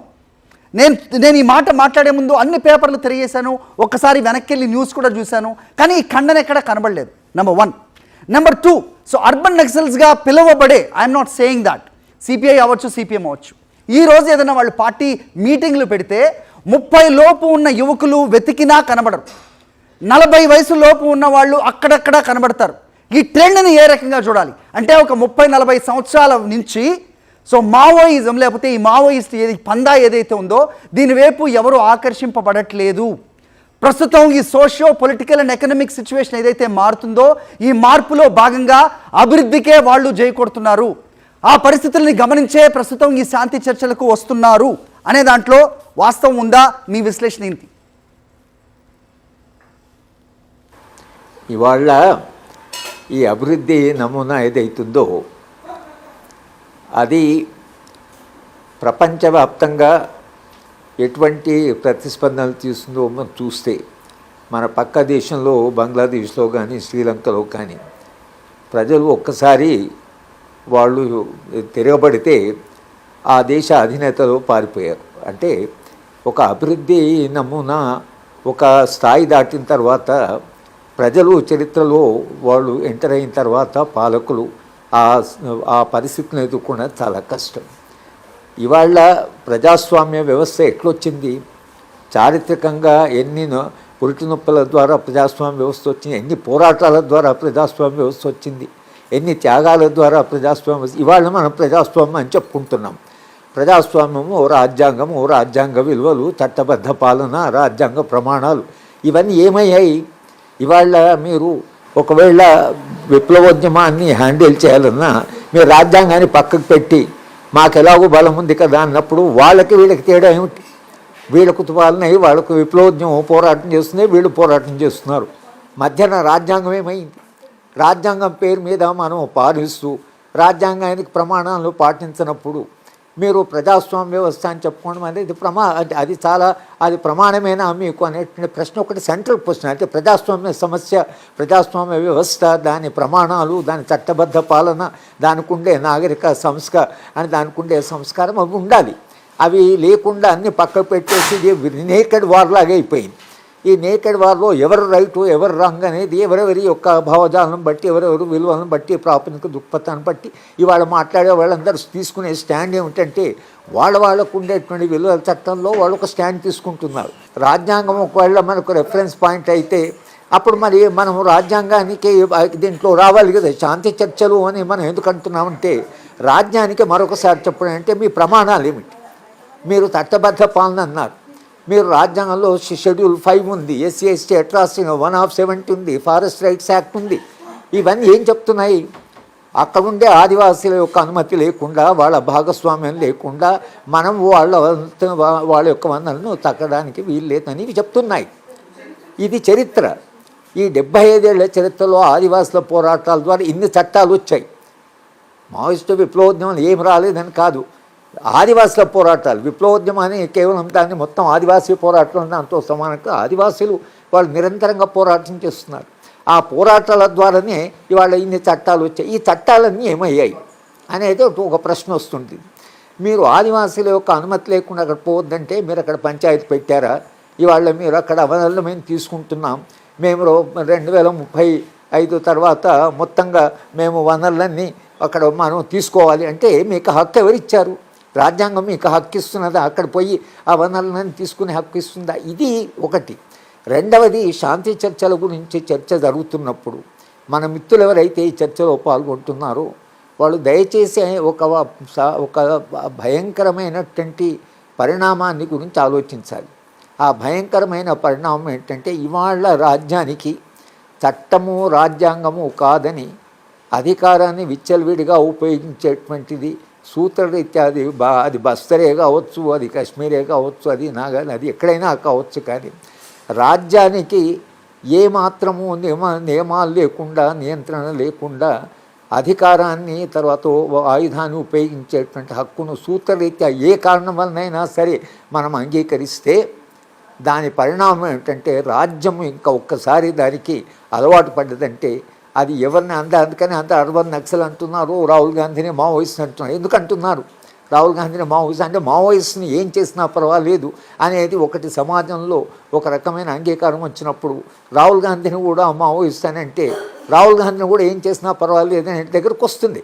ఎవరు మావోయిస్టు, ఎవరు విప్లవకారులు, ఎవరి డెఫినేషన్ అర్బన్ నక్సల్ అని అంటున్నారు. అర్బన్ నక్సల్ ఎవరు? దాని డెఫినేషన్ ఏమిటి? నక్సల్స్ అంటే ఆయుధాలు పట్టుకున్నారు, అక్కడ పోరాడుతున్నారు, ఈ రాజ్యాన్ని కేర్ చేయరు, రాజ్యాంగాన్ని వాళ్ళు విస్మరిస్తున్నారని మీరు అన్నారు. కానీ ఇక్కడ బయట సమాజంలో, విశాల సమాజంలో బతుకుతూ ఒక అపోజిషన్ పార్టీ నాయకుడుగా ఉన్నవాడిని మీరు వాళ్ళ అర్బన్ నక్సల్ అని ఎట్లా అంటున్నారు? ఎందుకు అంటున్నారని మనం ప్రశ్నించాలి. వీళ్ళందరినీ నక్సల్స్ ఎందుకు అంటున్నారు? అరగోపాల్ గారు, నక్సల్స్ అని ఎందుకు అంటున్నారంటే నక్సల్స్ మీద ఎంత వాయిలెన్స్ ఉపయోగించినా అది దానికి అడ్డు ఆతువు లేదు, ప్రజలకు ఒక అంగీకారం ఉన్నది అని ప్రభుత్వము భావిస్తున్నది. కనుక వాళ్ళు అక్కడ ఆవుతారని కానీ ఇదే ఇప్పుడు శాంతి చర్చల తర్వాత ఒక నిజంగానే విప్లవోద్యమం ఒకవేళ అక్కడ ఆగి మొత్తంగా ఒక శాంతి ఏర్పడితే అరగోపాల్ రాజ్యం అక్కడ అవుతుంది. Let me interrupt you. ఇప్పుడు మీరే చెబుతున్నారు కదా, మీరే చెబుతున్నారు అర్బన్ నక్సల్స్ అంటే ఎవరు అనేది. అయితే నా ప్రశ్న ఒకటే, నేను అడిగిన ప్రశ్నకి మీ దగ్గర నుంచి సమాధానం రాలేదు.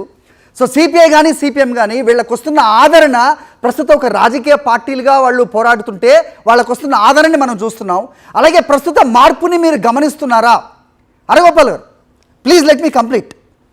రాజ్యానికి ఉండే అధికారం రాజ్యాంగం ద్వారా సంక్రమించింది. Let me complete. రాజ్యాంగంలో ఏం చెప్పిండ్రు, రాజ్యాంగం ఎలాంటి సమాజం కావాలన్నది మనం వదిలేసి ఇవాళ మనం చర్చని ఎంత చేసినా కూడా మన చర్చ అది కేవలం విప్లవోద్యమం, మావోయిస్టు ఏం చేస్తున్నారు, మావోయిస్టు ఏం అన్యాయం చేశారు, అక్కడ ఆదివాసులు ఏం చేశారు, ఈ చర్చ ఆ దిశలో పోతే ప్రధానమైన అంశం ఏమిటంటే రాజ్యం యొక్క పాత్ర, రాజ్య స్వభావము, రాజ్యాంగము, చట్టబద్ధ పాలన, ప్రజాస్వామ్య ప్రమాణాలు, ఆ సంక్షేమ రాజ్యము, ఆ ఆర్టికల్ మన మొత్తం direct principle of state policy, ఇవన్నీ ఏమయ్యాయి. అందుకని మనం షెడ్యూల్ 5లో నిజానికి మీరు రాజ్యాంగాన్ని రాసేప్పుడు జైపాల్ సింగ్ బస్తరు రాజు ఆయన స్పష్టంగా ఒక మాట ఏం చెప్పాడంటే, మేము ఆదివాసీలం, మీరందరూ బయట నుంచి వచ్చారు, ఇవాళ మీరు మాతో కలిసి జీవించడానికి ఒక అంగీకారంగా రాజ్యాంగాన్ని రాసుకుంటున్నాం. ఓకే రైట్ సార్, రైట్ వస్తాను సార్, నేను మీ దగ్గరికి వస్తాను. రైట్, జంపన్న గారితో మాట్లాడదాం. జంపన్న గారు, సో అరగోపాల్ గారు చెప్పారు రైట్, మార్పుని అంటే ఒప్పుకునే పరిస్థితిలో నిజంగా ఎవరన్నా ఉన్నారా లేరా అనే దానికి అది క్వశ్చన్గానే కనిపిస్తోంది. లక్ష్మణ్ గారు మాట్లాడింది కానీ, హరగోపాల్ గారు మాట్లాడింది, చంద్రమౌళి గారు గతం గురించి చెప్పింది. మీరు ఎలా చూడాల్సిన అవసరం ప్రస్తుతం అగత్యం ఏర్పడింది? మార్పు అనేదాన్ని ప్రస్తుతం ఈ ప్రకటన ద్వారా మళ్ళీ నేను చూపిస్తున్నాను. భారత కమ్యూనిస్ట్ పార్టీ, మావోయిస్ట్ పార్టీ కేంద్ర కమిటీ వెలువడించిన ఈ ప్రకటన ఏదైతే ఉందో చర్చలకు సిద్ధం వస్తూ వీళ్ళు మార్పుని గమనించి వస్తున్నారా? వాళ్ళకి తగ్గిన ఆదరణని గమనించి వస్తున్నారా? జరుగుతున్న లేకపోతే నేను ఇంతకుముందు చదివిన మరణాల సంఖ్య అవ్వచ్చు, లేకపోతే లొంగిపోతున్న వాళ్ళ సంఖ్య అవ్వచ్చు, వీటన్నిటిని బేరీజు వేసుకుని ఓ మార్పులో భాగం కావడానికి వాళ్ళు వస్తున్నదిగా భావించాల్సిన అవసరం ఉందా అంటే ఏం చెప్తారు? ఎందుకంటే నేను కొన్ని 2 ఉదాహరణలు చెప్తాను సార్. ఒక్కసారి మన పక్క దేశం నేపాల్కి వెళ్దాం. ఇక్కడ ఉన్న అందరూ ఒకసారి నిజంగా నేను తప్పు ఏదైనా చెప్తే నన్ను you can correct me sir. భారతదేశం కంటే మిలిటరీ స్టేట్గా ఒకవేళ దేశాలని భావించినట్టయితే భారతదేశం కంటే చాలా బలహీనమైన దేశం నేపాల్. మన దగ్గర ఉన్న మావోల కంటే నేపాల్ దగ్గర ఉన్న మావోలు ఎవరైతే ఉన్నారో వాళ్ళు చాలా శక్తివంతమైన వాళ్ళు, రైట్? అయినప్పటికీ అక్కడ మార్పు ఎలా వచ్చింది అనేది మనం చూస్తే ప్రచండ మావోయిస్టు అగ్రనేతగా ఉన్న ఆయన ప్రజాస్వామ్యంలో భాగమై ఆయన ప్రధానిగా కూడా నిల్చున్న పరిస్థితి మనం చూసాం. ఒకసారి శ్రీలంక వెళ్దాం. అఫ్కోర్స్ అది దాన్ని నక్సలిజమో మావోయిజమో కాదు, ఎల్టీటీ అందాం. బట్ వాళ్ళకు వాళ్ళకు సొంత నేవీ ఉండింది, వాళ్ళకు ఒక రేడియో ఉండింది, ఎంతో శక్తివంతమైన ఒక పోరాట శక్తిగా ఉంది. భారతదేశంతో పోల్చుకుంటే శ్రీలంక ప్రభుత్వం కూడా చాలా చిన్నదిగా భావించాలి. అయినా కూడా అక్కడ ప్రభుత్వమే గెలిచింది అనేది మనకి చరిత్ర చెప్తోంది. Not only this, like I said earlier, Peru తీసుకోండి, ఎల్ సెల్విలార్ తీసుకోండి, అక్కడక్కడ వాళ్ళ విజయాలు ఆ పీరియడ్, ఆ టైం బౌండ్కి సరిపోయే ఉన్నాయి. కానీ ఇంతకుముందు లక్ష్మణ్ గారు చెప్పినట్టు, చంద్రమౌళి గారు చెప్పినట్టు మన దగ్గర కూడా ఆ ఇంటీరియర్ ప్రాంతాల్లో, ఆ గ్రామాల్లో ఏదైనా ఒక ఇంపాక్ట్ ఉండిందేమో. కానీ బై అండ్ లార్జ్ చూస్తే కనుక ప్రభుత్వాలని ఎదిరించి ఈ తుపాకీ గొడ్డంతో సాధించిన విజయాలు మాత్రం లేవనే ప్రస్తుత గణాంకాలు చూసి చెప్తున్నాం, రైట్? ప్రస్తుతం ఈ మార్పుని గమనించి వస్తున్నారా? If I just pose my question. లేదంటే కనుక దీన్ని ఒక పాజ్గా తీసుకునే వస్తున్నారంటే ఏం చెప్తారు? ఒకటి, ఇప్పుడు మావోయిస్టు పార్టీ ప్రకటనలు కనుక క్లీన్గా మనం చదివితే దాంట్లో కేంద్ర ప్రభుత్వం పైన విమర్శలు ఉన్నాయి, అది వేరే విషయం. నేను చదివి వినిపించాను. ఆ విమర్శలు వేరు.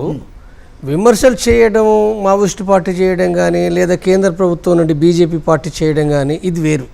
నేను చూసేది అంటే ఈ విమర్శలు కాకుండా దాంట్లో చాలా సెంట్రల్ పాయింట్, క్లీన్ అబ్జర్వేషన్ ఏంటంటే చర్చలకు వాళ్ళు చాలా ఫస్టే వెల్కమ్ చేశారు. చివరికి దాని ఎండింగ్ కూడా చర్చలకు వాళ్ళు మనస్ఫూర్తిగా కట్టుబడి ఉంటూ దీన్ని కొనసాగించండి అనేది వాళ్ళు ఇచ్చిన పిలుపు అది. కాబట్టి ఇక్కడ మీరు చెప్పింది అంటారు ఒక క్వశ్చన్, అసలు చర్చలకు వాళ్ళు పిలుస్తున్నారు, ఓకే, ఒక ఐడియాలజీ తోటి వాళ్ళకి వస్తున్నారు, ఒక మారుతున్న మార్పుని చూసో లేకపోతే ఇంకోటో వాళ్ళు వస్తున్నారు, ఓకే. బట్ ప్రభుత్వం అయినా I'm not asking this on behalf of government, again I have to say this. ఇప్పుడు బలహీనపడి ఓడిపోతున్న వాళ్ళు చర్చలు అని వచ్చినప్పుడు ప్రభుత్వం అసలు ఎందుకు అంగీకరించాలి? ఒకటి ఏంటంటే మొత్తం ప్రపంచంలో ఎక్కడ కానీ ప్రభుత్వం ఎప్పుడూ బలంగానే ఉంటుంది ఫస్ట్, చివరి దశలో తప్ప సాధారణంగా ప్రభుత్వం బలంగా ఉంటుంది. తిరుగుబాటుదారులు వాళ్ళు కమ్యూనిస్టులు కావచ్చు, ఎవరైనా కావచ్చు, బలహీనంగానే ఉంటారు. ఇది మనం గుర్తుపెట్టుకోవాలి. But it is not the same situation, sir. ప్రపంచంలో 30-40 సంవత్సరాల క్రితం. మీ ప్రశ్నలు వేసి నేను దాన్ని కంప్లీట్ చేయను. కాబట్టి ఇది ఈ చర్చలు జరగడానికి బలము, బలహీనత, న్యాయము, అన్యాయం అనేది ఏమీ లేదు.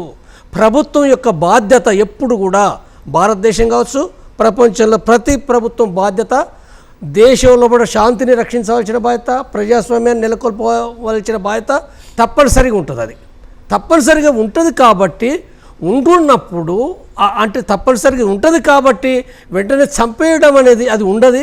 రాజ్యాంగం కూడా చెప్తుంది. రాజ్యాంగం ఏం చెప్తుంది?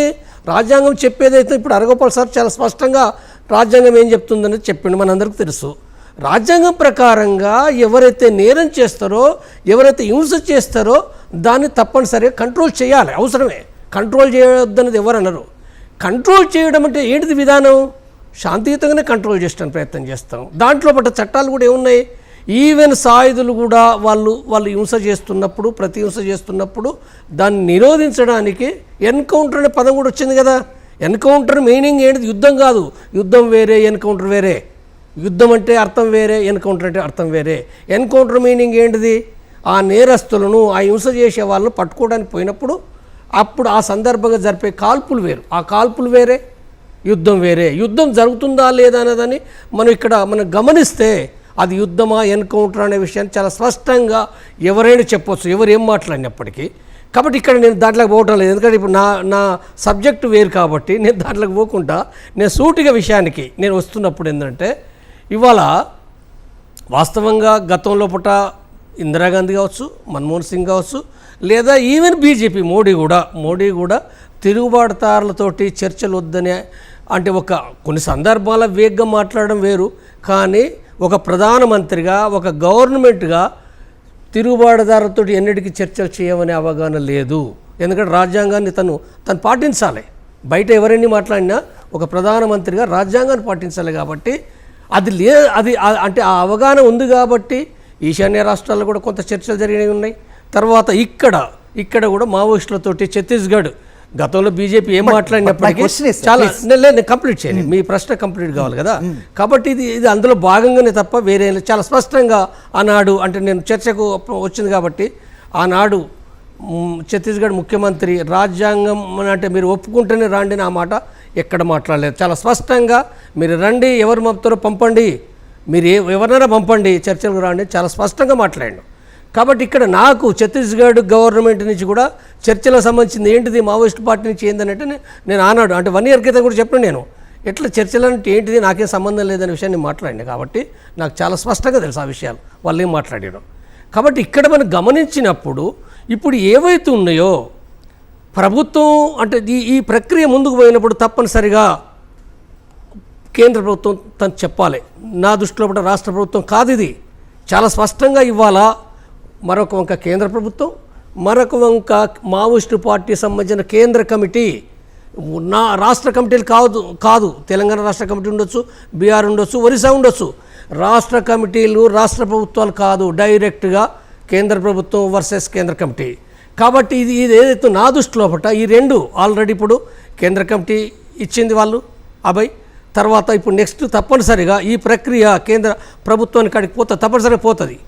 కాబట్టి జరుగుతున్నప్పుడు ఈ ప్రక్రియ ఇలా వర్షను మావోయిస్టు పార్టీ తరఫు నుంచి దాన్ని సపోర్ట్ చేయడం మీకు తప్పని నేను అంటలేను, తప్పు ఒప్పులనే మాట్లాడదలుచుకోలేదు. ఈ వేదికలో నేను ఒక మూడో గొంతుకనే మాట్లాడుతున్నా కాబట్టి మూడో గొంతుకగా ఒక శాంతిని స్థాపించడం అనే దృష్టి, శాంతి మీనింగ్ అక్కడ జరుగుతున్న హింస.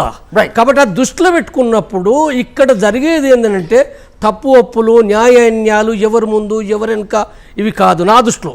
అంటే నా దృష్టి మాత్రమే కాదు, ఈ మధ్య కాలంలో బట్టి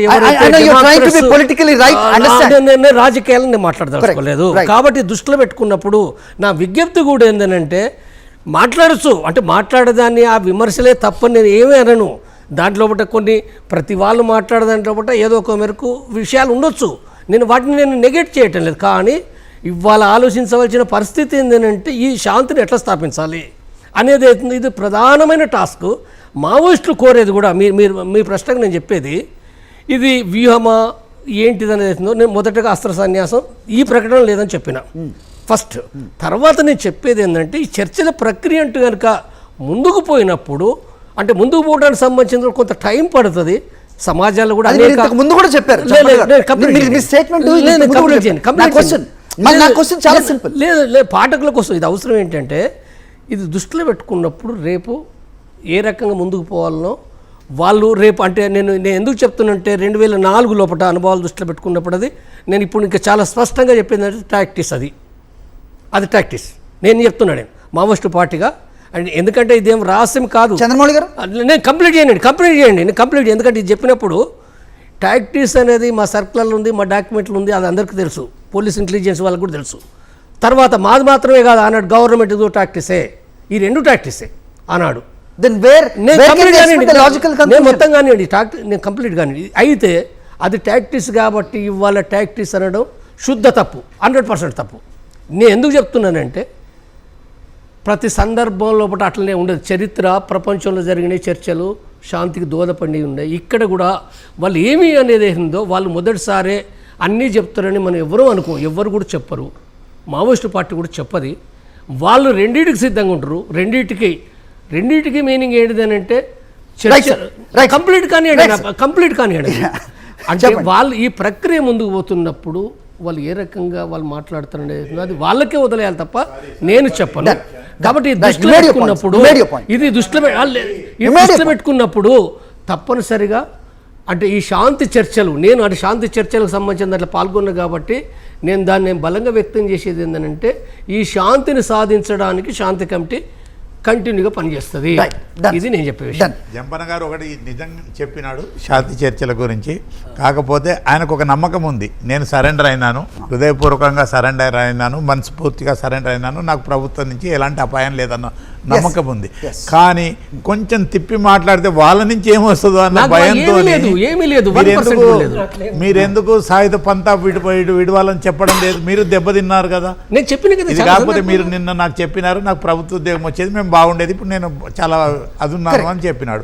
మరి ఇలాంటి వాళ్ళు ఎన్ని వందల మంది ఉన్నారు, ఎన్ని వేల మంది ఉన్నారు. వాళ్ళ బావు కొరకు ఎవరు చూడాలి, మళ్ళీ ప్రభుత్వం టేక్ కేర్ చేస్తుంది కదా. కాబట్టి ధైర్యంగా చెప్పాలి, సాయుధ పంతా వాళ్ళు విడిచి రావాలి, వాళ్ళ ఎజెండా చెప్పాలి. చర్చలకు వచ్చే ముందే ప్రభుత్వానికి ఇష్టమైతే చర్చలకు పిలుస్తుంది, లేకపోతే లేదు. ఓన్లీ కాలయాపన కొరకు ఇదివరకు 83 తర్వాత 2004లో జరిగిన అదే వ్యూహ పంతాలో వీళ్ళు చర్చలకు అంటున్నారు తప్పితే దీంట్లో నిజం లేనే లేదు. కాదా సార్? కాదు. అంటే జంపన్న గారు అన్నారు గతంలో కాకపోతే ఇప్పుడు గవర్నమెంట్ ప్రజలు చాలా తెలియగల అయినారు కనుక చర్చలకు పిలువరు ఇలాంటి వాళ్ళను. మీరు ఎవరండి ప్రజల దృష్టిలో, చట్టం దృష్టిలో ఒక నేరస్తులు. మీరు నేరస్తులతో చర్చలు ఏమండి? వాళ్ళకి శిక్ష పడాలని చూస్తాం కానీ మీ పందా కూడా మారట్లేదు, వాళ్ళ పందా మా పంతా అంటే మేము నేరస్తులను చట్టం ముందు నిలబెట్టాలి. వాళ్ళు హ్యాపీగా అమాయకంగా అరెస్ట్ అయ్యి వస్తే మేము కోర్టులో నిలబెడతాం, వాళ్ళకి శిక్ష పడేలాగా చేస్తాం. కానీ వాళ్ళు మేము అరెస్ట్ చేయడానికి పోతే మమ్మల్ని చెబితే మేమేం చేయాలి? మాకు ఆత్మరక్షణ అని ఉంటుంది కదండి, మేము మనుషులమే కదా. మీరు 2004 ప్రభుత్వమే పై చేయండి సార్. మీరు గమనించండి, ఎక్కువ చనిపోయింది కదా. 2004 నేను చెప్పి 85 నుంచి మాదే పై చేయి నేను ఒప్పుకుంటాను కదా. 2004లో అంటే ఇప్పుడు మీరు అన్నది అంటే మన 2004 ఎందుకు కాదు సార్, ఇప్పుడు మీరే ఆన్సర్ చేయండి. 2004 చర్చలు ఉపయోగించుకుంటారే అన్నారు. 2004 లోపల చర్చలకు పోయిన తర్వాత బయట సమాజం మొత్తం టాక్ ఏంటిది? మావోయిస్టులు అనవసరంగా చర్చలకు వచ్చారు, చనిపోయారు. ఇది వాస్తవాలు. ఇప్పుడు ఇవన్నీ చెప్పను, నేను చెప్తే వాస్తవాలు ఏంటో కానీ నేను నా అభిప్రాయం కాదు. బయట ఉన్న మావోయిస్టు కొంత సంపత్తిగా ఉండే ప్రజా సంఘాలు కూడా చర్చలు ఏంటి, చర్చల మూలంగా నష్టపోయినాం మనం. ఏం చర్చలు ఇవి కాదు. 66, 67లో చారు మజుందార్ గారు నక్సలైట్ పార్టీ పెట్టకముందు కమ్యూనిజం లేదా అండి? కమ్యూనిస్టు లేరా దేశంలో? ఉన్నారు కదా, వాళ్ళు శాంతియుతంగానే పనిచేస్తున్నారు కదా. వాళ్ళంటే ప్రజల్లో అభిమానం లేదండి? వాళ్ళకు కూడా సీట్లు వస్తున్నాయి, వాళ్ళు కూడా ఎలక్షన్లలో అన్నిట్లలో ఉన్నారు కదండి. వాళ్ళని చంపడానికి వీళ్ళు తయారైనారు, అసంతృప్తివాదం. వీళ్ళు నక్సలైట్లు ఎంసీపీ ఏం ద్రోహం చేసిందని వాళ్ళు కమ్యూనిస్టులే కదా, వాళ్ళని కూడా చంపినారు. ఒకటి లేదు సార్ చంద్రమౌళి గారు, ఒకటి మీరు కూడా ఒప్పుకొని తీరాలి. నిజంగా సమాజంలో ఉన్న అసమానతలు అవ్వచ్చు, లేకపోతే వాళ్ళ మీద జరిగిన సప్రెషన్ అవ్వచ్చు, బడుగు బలహీన వర్గాల మీద ఈ దొరలుగా పిలబడ్డ వాళ్ళు చేసిన ఆకృత్యాలు అవ్వచ్చు, దొరలని వాళ్ళు ఎప్పుడూ పిలిపించుకోలేదు. మేము అదే ఏరియా నుంచి వచ్చినాము. అందరం కలిసి ఉండేవాళ్ళం, వీళ్ళు మేము అందరం కలిసి ఉండేవాళ్ళం. మీరు వీళ్ళు పూర్తిగా వచ్చి రూల్ అవుట్ classify చేస్తామన్న చేసి- వాస్తవం కాదు సార్, పూర్తిగా లేదు, రూల్ లేదు. అవుట్ చేస్తామన్నది అప్పుడు వాస్తవం ఎప్పుడో కాదు. తెలియనప్పుడు బ్రిటిష్ హయాం నుంచి దొరాని పిలిపించుకునేది అయింది. కానీ అందరూ ప్రజలతో కలిసేవాళ్ళే, ఊర్లో దేవాలయంకి వచ్చేవాళ్ళే, పోయేవాళ్ళే. వీళ్ళు చూపించినంత సినిమాలో ఉన్నంత భయంకరం ఎక్కడా లేదండి. Right right sir. Shekhar Rao garu, ఇప్పుడు so ఎలాంటి కాదు, లాజికల్ కాదు. కంక్లూజన్ చూస్తున్నారు? 1920లోనే కమ్యూనిస్టులు వచ్చి సమానత గురించి పాటుపడినారు కదండి. 60లో సిపిఎం వాళ్ళు పెట్టి ఇంకా పాటుపడినారు కదండి. మరి వాళ్ళు ఎందుకండి వీళ్ళకి టార్గెట్లు? మరి ఇప్పుడు అదే అందరు కలిసి చెప్పండి మీరు, ప్రజాస్వామ్యంగా అదే సమానత చెప్పండి. అంటే ఇంకా ఇప్పటికి ఇంకెంత డెవలప్ అయ్యేది? రైట్. ఆయన ఇస్తున్న పిలుపు ఏంటంటే ఇప్పుడు ఆహా, ఆయుధాలను సార్ వీడి ఏంటంటే ఆయుధాలను అదే వీడి సమాజంలోకి రావడాన్ని మీరు స్వాగతిస్తారా లేదా అనేది లేదా అంతే డైరెక్ట్. అంటే సార్ ఒకటి మీకు అంటే లేకపోతే మీరు ఏదైతే కృష్ణరాయబారం లెక్క చెప్తున్నారో- కొట్లాడదాము, కానీ జంపర్ గారు వస్తాము నాట్ అంటే ready to answer that. Shekhar Rao garu, లేదు సార్ అదొక ఫార్మాలిటీ వస్తున్నారు తప్పితే సారు చాలా ఏదో కరెక్ట్గా ఏ పాయింట్ చెప్తుండంటే సమానత్వం కోసం కమ్యూనిస్టులు పోరాడొచ్చు కదా అట్లా అని అన్నాడు. 100% కరెక్ట్ సార్ చెప్పేది. అయితే నేను చెప్పే సార్ ప్రశ్న ఏంటంటే చర్చలకంటూ ఈ ప్రక్రియ మొదలైతే అదే విషయం మాట్లాడదాం.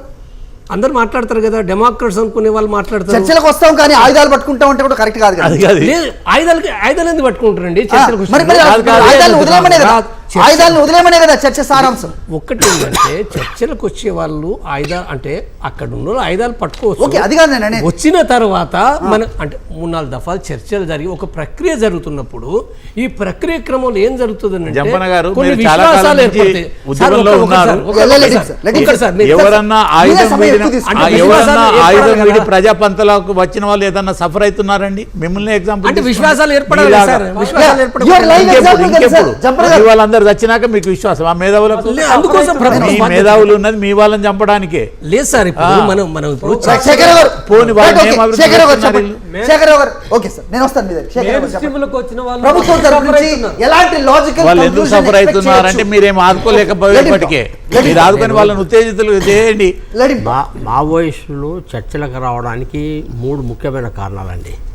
ఒకటి ఏంటంటే భారతదేశంలో ఉన్న చాలా వేర్పాటువాద ఉద్యమాలు, మావోయిజము లేకుంటే మిలిటెంట్ మూమెంట్స్ అన్నిటికీ తాళం చేతులు అంతా విదేశాలు ఉన్నాయి. అది దాంట్లో బలహీనత వచ్చింది. మావోయిస్టులకు ఏదైతే సప్లై సిస్టమ్స్ విదేశాలకు వెళ్ళి వచ్చినాయో అది 99% బలహీనపడ్డాయి. ఉదాహరణకు ఇది లెన్స్ అండ్ ద గెరిల్లాస్ అని దీంట్లో 1967లో చైనా వాళ్ళు అనేక నార్త్ ఈస్ట్ మిలిటెంట్ ఆర్గనైజేషన్స్కు ప్లస్ ఇండియన్ మావోయిస్టులకు ఇచ్చినటువంటి మయన్మార్లో ఇచ్చినటువంటి ట్రైనింగ్ క్యాంప్ సంబంధించి ఒక ఫోటో ఉంది. ఆ రోజు నుంచి చైనా సపోర్ట్ ఉండే. తర్వాత చైనా, రష్యా, మన అమెరికా యొక్క సామ్రాజ్యవాదాల్లో మావోయిస్టులు కొంతమంది పావులే. వాళ్ళ సామ్రాజ్యవాదంలో వీళ్ళు పావులు. నేను చాలా స్పష్టంగా అవగాహనతో స్టడీతో చెప్తున్నా నేను. ఎందుకంటే ఐఎస్ఐ ద్వారా, నేపాల్ మావోయిస్టుల ద్వారా, ఎల్టీటీ ద్వారా అనేక రకాల ఆయుధాలను, వాళ్ళకి అంతర్జాతీయ బలాన్ని లేకుంటే గెరిల్లా టాక్టిక్స్ను, వెపన్స్ను ఇవన్నీ ఇచ్చారు. ఇప్పుడు అవన్నీ మాయమైపోయినాయి. వాళ్ళ బలహీన పడ్డారు. నేనేమనంటే ఇవన్నీ మాయమైపోయినాయి. ఇప్పుడు America I will tell you, నేను అక్షల్ చెప్తున్నది, వాళ్ళు బలహీన పడ్డారు. వాళ్ళ నెట్వర్క్ సిస్టమ్ కూడా బలహీన పడింది. 90% అది కంప్లీట్ అయిపోయింది. కాబట్టి వాళ్ళు ఈరోజు చర్చలకు వస్తున్నారు అనే భావనతో మీరు చర్చల్లో కూర్చుంటే ఇక్కడ ఈవెన్ ప్లాట్ఫామ్ ఎక్కడుందండి? ఈవెంట్ ప్లాట్ఫామ్ లేదు కదా. ఇప్పుడు so if you are looking at రెండవ అంశం ఏంటంటే వాళ్ళ అంతర్జాతీయ కనెక్షన్ అయి కావడంగా వాళ్ళు బలహీనపడ్డారు. రెండవది ఏంటంటే ఇండియన్ దుర్వినియోగపడటం.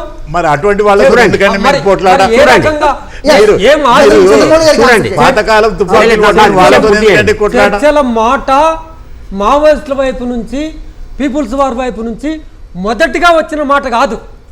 చర్చల మాట దీనికి ఒక నేపథ్యం ఉంది. ప్రభుత్వం వైపు నుంచి వచ్చింది. ఈ పార్టీ వాళ్ళు సానుకూలంగా ప్రవర్తిస్తున్నారు. 2004లోకి వెళ్ళను, ఇప్పుడు చెప్తున్నాను. లేటెస్ట్గా జరుగుతున్న పరిస్థితి, డ్రోన్లు ఉపయోగించి పైనుంచి వచ్చి డ్రోన్స్ లేవన్నారు. ఎందుకు లేవు? డ్రోన్స్ లేవు. ఇటలీ నుంచి, ఇజ్రాయెల్ నుంచి ఆర్మీ లేదన్నారు. ఆర్మీ ఉంది, డ్రోన్స్ ఉన్నాయి. నన్ను చెప్పనివ్వండి, ఒక ఉదాహరణ చెప్తాను. ఎందుకు చర్చల ప్రక్రియ బహుశా భారత ప్రభుత్వానికి కూడా నేను చేస్తున్నది తప్పు అని అనిపించి, ఏమని ఎట్లా అనిపించింది, డ్రోన్ల ద్వారా వచ్చి ఆదివాసీ మహిళలు మనలాగా బాత్రూములు ఉండవు, తడికల బాత్రూములలో స్నానాలు చేస్తుంటే ఈయనేదో పోయి చూసి డ్రోన్ వచ్చినట్టు అక్కడ. ఏమైనా చెబుతున్న అన్ని వినాలి ఊర్లలో మీరు. ఉన్న అన్ని మీరు బాత్రూమ్లు వినాలి. మీరు మీరు ప్రభుత్వమే చెప్పేది ఏంటి? పైసలు ఇస్తుంది. పోలీస్ ప్రభుత్వమే లాంగ్వేజ్ ప్రతి మానాలి ఇంటికి ఈయన. బాత్రూమ్ కట్టుకోమని పోలీస్ ఇస్తుంది. లాంగ్వేజ్ మీరు మానితే లక్ష్మణ్, తుపాకీ పడితే చంపుతాడట. కాదండి, లక్ష్మణ్ గారు. తుపాకీ పడితే చంపే అధికారం లేదు మమ్మల్ని ఈయనకు. చంపడానికి మీరు రాజ్యాంగాన్ని No, no. నీకుండే ఆత్మరక్షణ హక్కు నాకు ఉంది. బహిరంగంగా నేను ఈ రాజ్యాంగాన్ని దేశ పౌరుడినే. చట్టాలను నేను ఉల్లంఘిస్తున్నాడు. చెప్పినాను. చెప్పనివ్వండి. నేను వాస్తవం చెప్తాను సార్. మీరు కథలు చెప్తున్నారు, అదే. మేధావుల పేరు మీద కథలు ఓకే, చెప్పేటువంటి ఓకే. యూత్ నన్ను పాడు కథ చేస్తున్నారు చెప్పే. మీరు. కథ చెప్పనివ్వండి. అక్కడ ఓకే. లక్ష్మణ్ గారు, లక్ష్మణ్ గారు, చంద్రబాబు గారు చెప్తున్నది ఏంటంటే మారిన పరిస్థితులు మీరు ఏదో చెప్తున్నారు. ఒకరినో మారిన ఇద్దరినో పరిస్థితులు చూపెట్టేసి చెప్తున్నారు. కాదండి, మళ్ళీ మన- చెప్తున్నారు. మన స్టేటే చూసుకోండి, మన రోడ్ల స్టేట్ ఎంత మీదకి డెవలప్ వచ్చి అయింది. తడికల్లో బాత్రూముల్లో ఇవన్నీ అడ్డం పడకండి మీరు. ఇప్పుడు ఆదివాసి ఒక్కటి నన్ను సార్ అడ్డం ఇప్పుడు పడొద్దని మీరు కాదు. అడ్డం పడుతున్నారు. లేదు. ఆగండి, ఆగండి. కాదు కాదు నువ్వు తప్పు మహిళలు చెప్తుంటే ఏమన్నా మాట్లాడు. తడికల్లో స్నానాలు చేస్తుంటే పోలీసులు పోయి చూస్తారు. ఎంక్వైరీ చేయండి. డ్రోన్ల నుంచి దాన్ని చిత్రీకరణ చేసి సిలింగేర్లో 3 ఏళ్లుగా అక్కడ ధర్నా ప్రోగ్రామ్ చేస్తుంటే అదే అధికారులు వచ్చి చూసుకోండి ఎందులో ఉన్నామా చూసుకోవాలి. చూడు. ఏందది అక్కడ ఎక్కడన్నా ఎన్కౌంటర్ మీరు- చేసి ఎన్కౌంటర్ చేసి మీరు స్వీట్లు పత్రికా పంచుకొని రంగంలో ఉన్నారు. డాన్సులు మీకు చేస్తారు. ఎప్పుడన్నా డాన్సులు చేస్తారు వీళ్ళు. మీకు ఎప్పుడన్నా అటువంటి న్యూస్ వచ్చిందా? పోలీసులకు ఎక్కడైనా మీరు చెప్పండి ఏమైనా ఇప్పుడు. కరుణ ఉంటుందా? ఇప్పటికి రిటైర్ అయినా కానీ పోలీసులు Yes. ఉపయోగిస్తున్నాడు. తుపాకీ పట్టుకుంటే అంటున్నాను. చంపుతాడట. ఎక్కడి నుంచి వచ్చింది ఆ పౌరులకు? అరే మాకు ఆత్మరక్షణ ఉంటుంది కదండి. ఆత్మరక్షణ అంటున్నారు. ఒక మాకు- విషయం చెప్పండి, లక్ష్మణ్ గారు.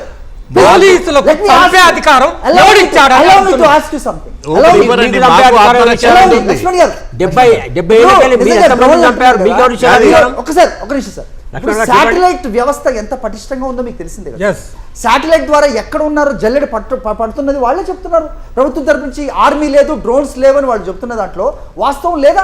ఉన్నాయి. శాటిలైట్ వ్యవస్థ ఎంత అయినా strong ప్రజలను అంటే రెచ్చగొట్టాలి. అంతరిక్షం నుంచి కూడా సార్ ఇంకా లోపల ఒక వీళ్ళకు పేపర్ కదిలినా చూసే వ్యవస్థ ఈరోజు ఉంది. నక్సల్వాదము అరాచకం ఉంటేనే వీళ్ళకి పని ఉంటది. ఇంకో విషయం చెప్పండి. చంద్రబాబు గారికి నేను అడుగుతాను. తెలియంది ఏంటంటే నేను అడుగుతాను. Let me ask you. తెలిసి ఆయన సప్రెస్ చేస్తున్నాడు. లక్ష్మణ్ లేదు, లేదు, డ్రోన్స్ లేదు. మీరు ఉన్నాయి. రెచ్చగొడుతున్నారు ఒక లక్ష్మణ్ గారు, వర్గాన్ని. ఈ రోజు ఆదరణ ఒక్కసారి మనం కొంచెం వెనక్కి వెళ్దాం. సార్, ఒకటి- 70s, 80s నేను- వెళ్దాం. నేను Please, విషయం please, చెప్తాను please. బా. Allow me to మన speak. టైం ఏంటి? Allow me to speak. మన టైం లక్ష్మణ్ గారు, allow me to ఈయన speak. కుమార్ గారు టైం లక్ష్మణ్ గారు, ఏంటి? నేను కాదు, ఒక ప్రశ్న అడుగుతాను. ఒక్కడు- ఏమి నేను చంద్రబాబు గారు, allow me, discuss allow me, చేయాలనుకుంటున్నారు. please allow me, please allow me. Laxman గారు, నేను ఒకటే ప్రశ్న అడుగుతాను. తగ్గిన ఆదరణకి సంకేతంగా నేను చెప్తాను. ఒక్కసారి 70లు 80లోదే మాట్లాడదాం సార్. ఎక్కడో వియత్నాంలో వార్ జరిగితే, అమెరికా వియత్నాం మీద దాడి జరిగితే, మన హైదరాబాద్లో యూనివర్సిటీ క్యాంపస్లో మొదలైంది. హైదరాబాద్ నగరం అంతా కూడా అమారా నామ్ తుమారా నామ్ వియత్నాం అని ఏదైతే వేల సంఖ్యలో 10,000 మంది బయటకు వచ్చారో, ఈరోజు ఆ రోజు పరిస్థితి ఎందుకు లేదండి? ఈరోజు ఎవరి మీద యుద్ధాలు చేస్తున్నా, ఎవరు ఏం మాట్లాడుతున్నా, ఎందుకు విద్యార్థులు బయటికి రావట్లేదు? డైరెక్ట్ తగ్గిన ఆదరణకి ఇది సంకేతం కాదా? కాదండి, Yes. మీకు సరైన ఎగ్జాంపుల్ ఈయన గారే, శేఖర్ గారు. ఈయన స్టూడెంట్ అప్పటి నుంచి నాకు తెలుసు. ఈయనదేదో ఏబీపీ ప్రచారం చేస్తున్నాడు. ఎప్పుడు ఈయన వీళ్ళకు వ్యతిరేకంగా మాట్లాడలేదు, ఎక్కడా ఊరేగింపులు తీయలేదు, ఏం లేదు. ఈయన మీద అటాక్ ఎందుకు చేసినారండి? పోని చాలా ఉదాహరణలు ఉన్నాయి. కమ్యూనిస్టు ఆగయ్య కాశీబుగ్గలో హోటల్లో చా తాగుతుంటే ఆ నోట్లో పిస్టల్ పెట్టి పేల్చినారు. ఆయన ఏం వర్గ శత్రువు అండి, ఆయన కమ్యూనిస్టే కదా. రైట్ సార్, మనం జరిగిన గాయాల్ని ఈ రోజు మళ్ళీ కాదు. దాన్ని తట్టి లేపడానికి చర్చ కాదు కాదు సార్. కాదు, వీళ్ళు సిద్ధాంతాలు చెప్తున్నారు కానీ చేసేదంతా పాత పాట. రైట్. సిద్ధాంతాలకు ఆచరణకు మధ్య గ్యాపే మీ ఫెయిల్యూర్ కి కారణం అనాలా? మీరు నిజాయితీగా కాదు, సాయుధ పంతా విడిచిపెట్టి ఒకటి- తుపాకులు విడిచిపెట్టి ఒకటి- రండి, ప్రభుత్వం ఒకటి- మిమ్మల్ని ఇప్పుడు ఆదరిస్తుంది. Time right. దృష్టిలో పెట్టుకో. హరికృష్ణ రైట్. గారు అడిగిన ప్రశ్న డైవర్ట్ చేస్తున్నారు చంద్రమోహన్ మీరు గారు. చెప్పండి, కాదు. మీరు చెప్పండి. నేను చెప్తాను, మీరు చెప్పండి. చెప్పే ఆన్సర్ క్లుప్తంగా. ఆనాడు వచ్చింది. అదే కాదు, అదేంటి ఇరాన్ యుద్ధం అప్పుడు కూడా రోడ్డు మీదకి వచ్చిండ్రు విద్యార్థులు, పోరాటం చేసిండ్రు. వియత్నాం అప్పుడు కూడా చేసిండ్రు. ఒక్కటి గుర్తుపెట్టుకోండి, అప్పటికి ఇప్పటికి తేడా ఏం తెలుసా? వినాలి వీళ్ళు, చెప్పండి, క్లుప్తంగా చెప్పండి. వీళ్ళు వినాలి. చెప్పండి. నోరు విప్పితే చాలు, వాక్ స్వాతంత్రాన్ని ఉపయోగించుకుంటే చాలు, అర్బన్ నక్సలైటు కేసులు పెట్టుడు, అక్రమ కేసులు, ఊపాలు పెడతారు. ఎన్ఐఏ ఉంది. ఎవరండి మాట్లాడేది? ఎవరు మాట్లాడాలి? ఏ మేధావి మాట్లాడలే కానీ ఊపా కేసులు పెడుతున్నారు, అక్రమ కేసులు. ఎన్ఐఏ ఉంది. ఎందుకు ఆ అంటే ఎన్ఐఏ? గ్లోబలైజేషన్ కాదు. ప్రపంచం అంతా టెక్నాలజీతో మీ మీదనే కుగ్రామంగా మారిపోయింది అనేది మీరు నమ్మరా? కాదండి, మార్పుని అసలు మీరు చూడట్లేదా? చూడనట్టు బిహేవ్ చేస్తారు. ఫస్ట్ అంగీకరించేదే మేము. ఆ సామ్రాజ్యవాదం ఇస్తున్న ఆ డబ్బులు అన్అకౌంటెడ్ మనీ ద్వారానే నిర్బంధాన్ని ప్రయోగించి మీరు అంటున్న విద్యార్థుల లోకం నుంచి అది రాకపోలేదు, కానీ వస్తూనే ఉంది. రాలేదని కూడా మనం ఇవన్నీ కాదండి. ఇవాళ మీరు సెంట్రల్ ఏం కావాలని యూనివర్సిటీలో కోరుకుంటున్నారు, ఏ విధంగా కావాలని కోరుకుంటున్నారు, సింపుల్ గా సెంట్రల్ చెప్పండి. యూనివర్సిటీలో విద్యార్థులు ఓకే సార్, పోరాడుతున్నారు. ఒక్క విషయం చెప్పండి, ఫైనల్ గా కంక్లూడ్ చేద్దాం. సమయం కూడా మించిపోయింది. శాంతి చర్చల ద్వారా ఆయుధాలను విడిచి జనశ్రీవంతిలో కలిసి ప్రజాస్వామ్యయుతంగా ఒక నేపాల్లో జరిగినట్టు లేకపోతే శ్రీలంకలో జరిగినట్టు అలాంటి పరిస్థితులు భారతదేశంలో వస్తే మీరు ఆహ్వానిస్తారా లేదా? నేను చెప్తాను ఒకసారి నేపాల్ రాజకీయాల గురించి చెప్తాను. నేను నేపాల్ వెళ్ళినాను. నేను చెప్తాను సార్, చెప్పండి. నేపాల్లో మీరు నేను అడిగిన దానికి చాలా సింపుల్. అదే స్వాగతిస్తారా కాదా లేదా చెప్పండి. ఒక్కొక్క దేశానికి చెప్తున్నాను చూడు. అదే నేపాల్లో రాచరిక వ్యవస్థ కావాలని లేటెస్ట్గా ఉద్యమాలు జరుగుతున్నాయి. అది మీ దృష్టిలో ఉందా?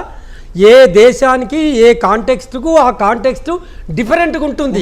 అక్కడ జాతీయవాదం ఉంటుంది. ఒక్కో దేశకాల పరిస్థితులు ఒక్కో రకంగా ఉంటాయి. ఆ దేశ పరిస్థితులు ఈ దేశ పరిస్థితులు ఈ జరుగుతున్న చర్చల సారాంశం కాదు మాస్టర్.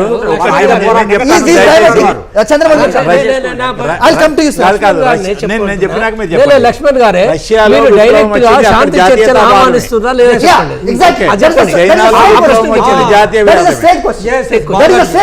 ఇంకోటి నేను చెప్తాను.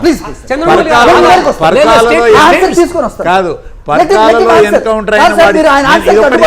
మీరు ఆయన ఆన్సర్ కి అడ్డుపడతారు. ఒక్క నిమిషం చెప్పండి.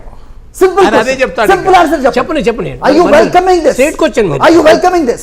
చెప్పండి సార్. ఇక మారణ హోమం వద్దు, రక్తపాతం వద్దు. మాట్లాడేది ఎజెండా మావోయిస్టు పార్టీ ప్రకటన పైన. మీరు స్టేట్ గా చర్చల్ని ఆహ్వానిస్తుండ్రా, చర్చలు జరిగే చర్చలు వ్యతిరేకిస్తారు. ఇంతే. ఇక మనకు వేరే అదే కాదు. Let me extend that. ఆయుధాలని పక్కన పెట్టి రక్తపాతానికి ఫుల్ స్టాప్ పెట్టి శాంతి సమాజం నెలకొల్పడాన్ని మీరు స్వాగతిస్తున్నారా లేదా? శాంతి సమాజాన్ని కోరుకునేది, మానవతను కోరుకునేది మా పరిశీలన మేరకు మావోయిస్టు పార్టీ.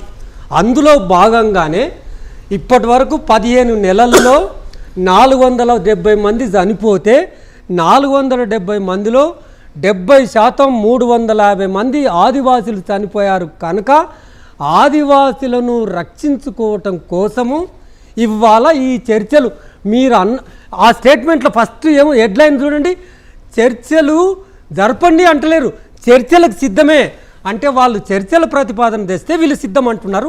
మనం కూడా పౌర సమాజంగా మీరు చెప్పిన దానికి డైరెక్ట్ ఆన్సరు, పౌర సమాజంగా చర్చల ప్రక్రియ మొదలు కావాల్సిందే. మొత్తం అందరూ చర్చలు, శాంతి కామికులందరూ చర్చలు జరగాలని కోరుకోవాలి. ఆ చర్చల ప్రక్రియను ముందుకు తీసుకెళ్ళాలి. కండిషన్స్ పెట్టకూడదు. కండిషన్స్ ప్రభుత్వం ఏం పెడుతుందో తెలుసా? మేము చర్చలకు మావోయిస్టులతో చర్చలు చేయడానికి సిద్ధంగా ఉన్నాం, కానీ మా వాహనాలు వనరులను కొల్లగొట్టుకొని పోతున్నాయి, మీరు అడ్డం పడొద్దు, మేము మైనింగ్ చేస్తాం, మీరు అడ్డం పడొద్దు అని కండిషన్లు పెట్టారు. అని కండిషన్లు కాదు. ఈ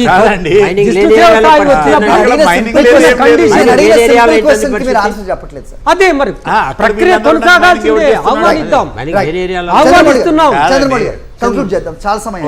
మీరు ఏమడుగుతున్నారు చెప్పండి. శాంతి ఫస్ట్ నేను మిమ్మల్ని అడిగిన క్వశ్చన్, ప్రొసీజర్ ఎలా ఉంటుంది? ఇది జంపన్న గారు చెప్పినట్టుగా ఒక టాక్టిక్స్ లో భాగమేనా, లేదంటే మారిన పరిస్థితుల దృష్ట్యా? టాక్టిక్స్ లో భాగమే. ఎందుకంటే ఆయనకు అనుభవం ఉంది. ఆయన కూడా మోసం చేసింది పార్టీ, ఆయన కూడా అడగడం లేదు. ఇప్పుడు మీరు సాయుధ పోరాటం ఆ పంతా విడవండి, ఆయుధాలు విడవండి, రండి, చర్చలకు సిద్ధం, మీకు ఆదుకోవడానికి సిద్ధం. మీకు మీ పార్టీ అండర్ గ్రౌండ్ లో ఉన్నప్పుడు ఏం చేయలేదో అదంతా మేము చేస్తాం. లైవ్ ఎగ్జాంపుల్ ప్రభుత్వం. చాలా మంది ఉన్నారు, రావాల్సిన అవసరం కూడా ఉంది. వీళ్ళు చంపుతారన్న భయం కానీ, లేకపోతే మాజీలే తిరగబడతారు వీళ్ళ మీదకి, అట్లా ఉంది పరిస్థితి. భారత ప్రభుత్వం అది కోరుకుంటలేదు.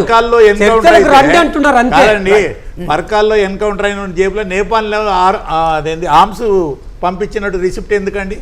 నేపాల్ అంటే చైనా నుంచి వస్తున్నాయి. నేను నేపాల్ దాకా వెళ్ళినా. డిస్కషన్ కాకుండా చెప్తున్నాను, ఎక్కడైనా కమ్యూనిస్ట్ కానీ విప్లవ భావాలు కానీ ఏదైనా జాతీయతా భావం, సాంఘిక సంస్కరణలు వాటి వీటి మీద గురించి పడుతుంది. వీళ్ళు చైనాలో అయినా వీళ్ళే కాపీ కొడతారు, రష్యాలో అయినా వీళ్ళే కాపీ కొడతారు, వియత్నాంలో అయినా కాపీ కొడతారు. వీళ్ళకి ఎందుకంటే వీళ్ళకి జాతీయత, మన ఉద్యోగులు, మన ప్రజలు కన్ఫైన్ అయితే బాగుంటుంది. శేఖర్ గారు కంక్లూడ్ చేద్దాం. అంటే నేను లాస్ట్ మాట్లాడాను అది ముందుగా మాట్లాడే పెద్ద కౌంటర్ ఏం లేదు నేను Yeah, let him come. నక్సలిదాన్ని ప్రారంభించిన దాంట్లో ఒకరైనటువంటి చారు మజుందార్ గారు ఒక ముహూర్తం పెట్టారు. 1975లోనే ఇక్కడ పోరాటం మన విప్లవం వచ్చేస్తుందని ఆయన ఇచ్చాడు. 1975 ఆయన ముహూర్తం పెట్టి విప్లవం వచ్చేస్తుంది భారతదేశంలో చెప్పిన ఆయన 50 ఏళ్లలో ఉన్న శ్రీకాకుళంలో జీరో అయింది. ఆయన ఎప్పుడైతే చెప్పిండో ఆ ఉన్న శ్రీకాకుళం జీరో అయింది. వీళ్ళ అంతర్జాతీయ సంబంధాలు ఖతమైపోయినాయి, వీళ్ళ రిక్రూట్మెంట్ ఖతమైపోయింది, వీళ్ళ ఆర్మ్స్ సిస్టమ్స్ మొత్తం కొలాప్స్ అయిపోయినాయి, చైనాతో వీళ్ళ సంబంధాలు ఎగిరిపోయినాయి. ఆ తర్వాత ఎల్టీఈటీ ఖతమైపోయింది, నేపాల్ మాస్టర్లు ప్రజాస్వామ్యంలోకి వచ్చిండ్రు, అమెరికా నుంచి వచ్చినటువంటి ఆయుధాలు వయా ఐఎస్ఐ పాకిస్తాన్ ద్వారా ఏదైతే వచ్చేదో అది కొలాప్స్ అయిపోయింది, అమెరికాకు పాకిస్తాన్కు దెబ్బతిన్నాయి. వీటన్నిటికీ వీళ్ళంతా అభివృద్ధి కారణం వీళ్ళు అనుకుంటారా? లేకపోతే ఒక military state గా మీ ప్రస్తుతం బలాన్ని ఇండియన్ చూస్తారా? మావోయిస్టులు నీళ్ళకెళ్ళి బయట వచ్చినటువంటి చేప ఎట్లయితే గిలగిల కొట్టుకుంటుందో ప్రస్తుతం ఆ పరిస్థితిలో ఇండియన్ మావోయిస్టున్నారు. కాబట్టి ఇది కేవలం స్ట్రాటజిక్గా ఏదో కొద్దిగా టైం తీసుకుంటే మళ్ళీ ఈ మధ్యనే సుందర విజ్ఞాన కేంద్రంలో మీటింగ్ పెట్టారు. 50 సంవత్సరాల విద్యార్థి ఉద్యమం యొక్క సమీక్ష చేసి మళ్ళీ ఒక్కసారి మనం విద్యార్థి ఉద్యమం చేసి మళ్ళీ మావోయిస్టులకు సరిపోయిన రిక్రూట్మెంట్ అంతా అర్బన్ నక్సలైట్ల ద్వారా చేయాలని ఒక ప్రయత్నం. ఎందుకు నేను విషయం స్పష్టంగా ఒక విషయం ఐడియాలజికల్గా ఫిలాసఫికల్గా భారతీయులకు భారతదేశ ప్రజలకు మావోయిజం దూరమైంది. దీన్ని వాళ్ళు అర్థం చేసుకుంటలేరు. ఆయుధం అనేది ఇవన్నీ చాలా చిన్న విషయాలు. Right, right. ఇక్కడ దూరమైంది. ఎందుకంటే ఇప్పుడు హరగోపాల్ గారు ఏమన్నారు 1990sలోనే హరగోపాల్ గారు ఏమన్నారంటే ఇక్కడ స్వతంత్ర కాశ్మీర్ ఉద్యమానికి మేము సపోర్ట్ చేస్తున్నాం. భారతదేశం నుంచి కాశ్మీర్ స్వతంత్రం కావడానికి, పంజాబ్ స్వతంత్రం కావడానికి, భాష పేరు మీద తమిళనాడు స్వతంత్రం కావడానికి, తెలుగు భాష సపరేట్ దేశం కావడానికి, జాతుల పోరాటాలకు ఇదే పెద్దలు ఇదే హరగోపాల్ గారు బాలగోపాల్ గారు సపోర్ట్ చేసారు. వీళ్ళందరూ ఎవరు సపోర్ట్ చేస్తారండి ఇటువంటి సిద్ధాంతాన్ని? ఎవరు సపోర్ట్ చేయరు భారతదేశంలో? పొలిటికల్ పార్టీగా ఫెయిల్యూర్ అయ్యింది. ఒక్కసారి నేను చెప్తాను, మీరు లెనిన్ చెప్పిన వాక్యాన్ని నేను ఒక్కసారి రిపీట్ చేస్తాను సార్. సో విప్లవాత్మకం లేకపోతే విప్లవం మాట్లాడాల్సిన పరిస్థితులు లేనప్పుడు, అలాంటి పరిస్థితులు లేనప్పుడు విప్లవానికి ఇచ్చే ఈ నినాదాలు ఏవైతే ఉంటాయో, స్లోగన్స్ అయితే ఉంటాయో, ఇవి సమాజానికి ప్రమాదం అన్నారు ఆయన లెనిన్. Right sir. ఇప్పుడు మారిన పరిస్థితులు, రైట్. సో పెరిగిన నక్సల్స్ లొంగుబాటు అవ్వచ్చు, లేకపోతే అరెస్ట్లు అవ్వచ్చు, లేకపోతే మరణాల సంఖ్య అవ్వచ్చు, వీటన్నిటినీ బేరీ చేసుకొని నేను ఇంతకుముందు చెప్పినట్టుగా రిక్రూట్మెంట్స్ ఏవైతే జరుగుతున్నాయో వాటిలో తగ్గుదలని గమనించి ఒక ఉద్యమాలకి ఒక ప్రధాన కేంద్రంగా ఉన్న ఆర్ఈసీ ఇప్పుడు ఎన్ఐటీగా మారింది. ఒక కాకతీయ మెడికల్ కాలేజ్లో నుంచి ఎక్కువ సంఖ్యలో ఉద్యమం వైపు ఆకర్షితులు అవ్వబడే వాళ్ళు ఇప్పుడు లేరు. ఇలాంటి పరిస్థితులన్నింటినీ బేరీజు వేసుకొని మారిన పరిస్థితుల దృష్ట్యా మొత్తానికి మారవలసిన పరిస్థితి ఉందా, మావోల్లో ఆలోచన వాళ్ళ మార్పు రావాల్సిన అవసరం ఉందా, అదే దిశగా వాళ్ళు ఆలోచిస్తున్నారా అంటే మీరేం చెప్తారు? నేను రెండే నిమిషాల పాటు నేను కంప్లీట్ చేస్తాను. అంటే మొత్తం దృష్టిలో పెట్టుకున్నప్పుడు నేను క్లుప్తంగానే ఎక్కువ వివరించను. ఒకటేందనంటే అంటే భయపడి వాళ్ళ చర్చలకు పిలిపించిన దాన్ని నేను పూర్తిగా 100% నేను ఒక కమ్యూనిస్టుగా, అంటే ఆనాడు కానీ ఈనాడు కానీ ఆ భావజాలను అర్థం చేసుకున్న వ్యక్తిగా ప్రతి కమ్యూనిస్టు మార్క్సిజం ఎవరైతే అర్థం చేసుకుంటారో ఒక్కరైనా ఇద్దరైనా నలుగురైనా తన సిద్ధాంతం ప్రకారంగా వాళ్ళు పనిచేస్తారు తప్పనిసరిగా. కాబట్టి దాని నుంచి భయం నుంచి వాళ్ళు వెనకకు తగ్గడం ఉండదు, ఏనాటికి ఉండదు. ఒకటి ఫస్ట్ పాయింట్. తర్వాత రెండోది, దీన్ని చాలా వివరించవచ్చు నేను. రెండోది అంటే వాళ్ళ చరిత్ర, పీపుల్స్ వార్ చరిత్ర కూడా 2-3 కంక్లూడ్ చేస్తున్నా. ఇది ఫస్ట్, ఇది ఒకటి అర్థం చేసుకోవాలి. రెండోది, నేను ముందు అది వ్యూహం చెప్పేసినాయి కాబట్టి నేను మళ్ళీ దాన్ని రిపీట్ చేయను. కానీ ఇప్పుడు ఇవాళ మీరు అంటే స్టేట్ క్వశ్చన్ ఏంటంటే పరిస్థితులకు తగినట్టుగా మార్పులు మార్క్సిజం చెప్తుంది, లెనిన్ చెప్పింది అదే. కమ్యూనిస్ట్ పార్టీ పీపుల్స్ వార్ చరిత్రలో కూడా ఉన్నాయి, గత చరిత్రలు అనేకంగా ఉన్నాయి, ఒక్కటి కాదు 100 ఉదాహరణలు ఉన్నాయి. కాబట్టి మావోయిస్టు పార్టీ కూడా అంటే ఈ విషయం లోపల నేను ఎందుకు ఏం ఆలోచిస్తున్నా చెప్పలేనన్నా కానీ ఆలోచించలేదు అనేది ఏమీ ఉండదు. పాత వాటిని పట్టుకొని ఉంటుంది అనేది, పాత వాటిని పట్టుకొని ఉంటే తప్పు. అంటే పరిస్థితులు మారినా అట్లనే ఉంటుందంటే మార్క్సిజం చెప్తుంది మూర్ఖత్వం. కాబట్టి వాళ్ళకి తెలుసు, వాళ్ళకు కూడా తెలుసు వాళ్ళు ఏంటిది అనేది, ఈ మొత్తం పరిస్థితులు ఏదైతుందో వాళ్ళు అంచనా వేయగలుగుతారు. వాళ్ళు తప్పనిసరిగా ఈ పరిస్థితులు ప్రజలు ఏం మాట్లాడుతుండ్రు, ఏమొస్తున్నాయో వాళ్ళు గమనిస్తారు. ఈ గమనించి నెక్స్ట్ ఏం చేస్తారు అనేదో మనం చూడవలసింది తప్ప నేను తీర్పులు ఇవ్వలేదు. ఒకటి. తర్వాత లాస్ట్ పాయింట్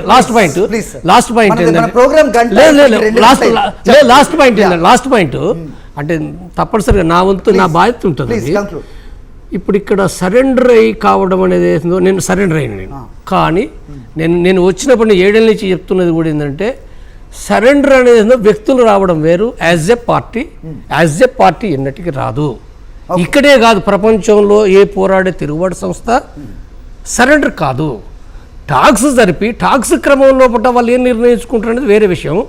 కాబట్టి తప్పనిసరిగా డెమోక్రటిక్ ప్రక్రియ ఇది ఎక్కడైనా వరల్డ్ వైడ్. ప్రక్రియ అయితే మొదల కాబట్టి అంటే సరెండర్ అనేది ఏందో ప్రజాస్వామ్యాన్ని ఆసరా చేసుకొని అంటే చంద్రబాబు అరాచకవాదం లేదు ప్రబలింపజేయాలి. సార్ మీరు చెప్పేది వాళ్ళున్నంత మటుకు కాదు.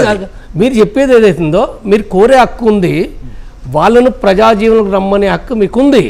కాబట్టి నెక్స్ట్ దాన్ని ఆ రకంగా చేద్దాం అనేది అది నా ఉద్దేశం. రైట్ లక్ష్మణ్ గారు, ఒక్కసారి చివరిగా మీరు కంక్లూడ్ చేయాలి ఒక్కసారి. నేను కొన్ని పేర్లు చెప్తాను సార్. మల్లేజ్లో వేణుగోపాల్ గారు కావచ్చు, కోటేశ్వరరావు గారు కావచ్చు, నల్ల ఆదిరెడ్డి గారు కావచ్చు, ఆజాద్, అలాగే ఈ పేర్లన్నీ కూడా వీళ్ళందరూ మనం గతంలో చూసుకుంటే కనుక ఒక విద్యావంతులు, ఎంతో ఎంతో మన ఏమంటారు దాన్ని, విజ్ఞాన సంపత్తున్న వాళ్ళు, వీళ్ళందరూ కూడా ఉద్యమాల్లోకి వెళ్ళారు. ప్రస్తుతం ఒక్కసారి హిడ్మా లాంటి వాళ్ళు ఛత్తీస్గఢ్లో ఒకళ్ళు ఇద్దరు తప్పించి ప్రస్తుతం ఉన్న వాళ్ళకి సమాజం మీద అవగాహన కానీ, జరుగుతున్న అన్యాయాల మీద అవగాహన కానీ లేకపోవటం వల్లే, సిద్ధాంతాలకి ఆచరణకి మధ్యన గ్యాప్ వల్లే బలహీనమైన పరిస్థితుల్లో ప్రస్తుతం చర్చలకు వస్తున్నారు అనే వ్యాఖ్యకి మీ కమెంట్ ఏంటి? మీరు 2 ప్రశ్నలు వేశారు, ఒకటి కాదు. మొదటి ప్రశ్నకు ఆన్సర్ ఏంటంటే, మనం అనుకుంటాం నేను యూనివర్సిటీలో ప్రొఫెసర్ని, నా దగ్గర చదువుకున్న పిల్లలకే, చదువుకున్న పెద్ద పెద్ద పుస్తకాలు చదివిన వాళ్ళకే జ్ఞానం ఉంటుందని కాదు. జీవితాన్ని, పరిస్థితులను, భౌతిక పరిస్థితులను, జీవన విధానాల్ని అప్పుడేమో ఈ పుస్తకాలు చదివిన వాళ్ళు పోయినరు. బయట ఉన్న అనాలిసిస్ ఏంటంటే ఇప్పుడు అంతకంటే బలంగా అయింది, అసలు సిసలైన కష్టాలను అనుభవిస్తున్న వాళ్ళతో నిర్మాణాలు అయ్యి ఉన్న వైనం పేపర్లో చూస్తున్నాం. అందుకని వాళ్ళు ఉంటేనే విప్లవం వస్తుంది, వీళ్ళు పోతే విప్లవం రాదనేది, మార్పు రాదనేది అది పక్కకెట్టండి. అయితే విజయవంతం అవుతుందా కాదా అనేది ఇవాళ చర్చలకు ఆ భయమేసి ఇక్కడ ఏదో చర్చల ప్రక్రియ అనేది కాదు. ఈ వీళ్ళిద్దరూ మావోయిస్ట్ పార్టీ కానీ లేదా ప్రభుత్వం కానీ చేస్తున్న కొట్లాడుకుంటున్న సందర్భంలో నేను చెప్పిన లెక్క ప్రకారంగా ఆదివాసీలు, అమాయకమైన ఆదివాసీలు, ఒక్కటే ఎగ్జాంపుల్ చెప్తా. ఏప్రిల్ 26, 2024 నాడు 29 మంది చనిపోయిండ్రు ఎన్కౌంటర్లు అని దాంట్లో ఆ స్టాటిస్టిక్స్ ఏంటంటే 12 మంది ఏమో నక్సలైట్లు, 17 మంది ఆదివాసీలు. ఇప్పుడు చంద్రమౌళి గారు ఏమన్నారంటే అమాయక, మీరు మీకు ఎక్కడో బాధ కలుగుతుంది, చంద్రమౌళికి ఎక్కడో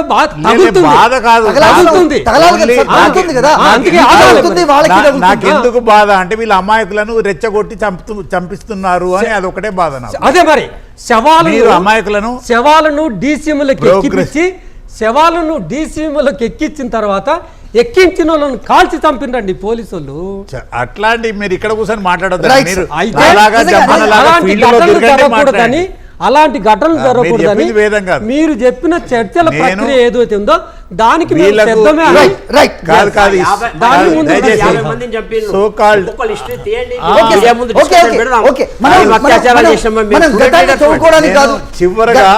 చివరిగా మేధావులకు చెప్తున్నాను, బెడ్రూమ్ కిటికీ నుంచి ప్రపంచాన్ని చూడొద్దండి, ఇంటి బయట నుంచి, డోర్ నుంచి బయటకు వచ్చి చూడండి, ఎంత అభివృద్ధి చెందుతుంది, ఎంత సమాజం మారుతుంది, అది చూసి నేర్చుకోండి అని చెప్తున్నాను. Right sir. మొత్తానికి జరిగిన పోయిన గతాన్ని కాదు, లేకపోతే గాయాల్ని రేపుకోవడానికి కాదు, ప్రస్తుతం జరగబోతున్న ఈ చర్చల సారాంశం లేకపోతే కంక్లూజన్ ఖచ్చితంగా శాంతియుతంగా జరగాల్సిన అవసరం ఉంది. ఒక శాంతి సమాజాన్ని నెలకొల్పడానికి ఇరు వర్గాలు కూడా ప్రయత్నిస్తాయని ఆశించాలి ఖచ్చితంగా. సో అలాంటి మార్పు వస్తుంది అనేది కూడా మనం ఈ ప్రోగ్రాం ద్వారా ఆశిద్దాం. థ్యాంక్ యూ సో మచ్ అండి, పిలిపిద్దాం కూడా. థ్యాంక్ యూ సో మచ్ అండి చర్చలో పాల్గొన్నందుకు. థ్యాంక్ యూ హరగోపాల్ గారు, మీకు కూడా. ఇది వాటి సత్యమేవ జయతే. చూస్తూనే ఉండండి సాక్షి.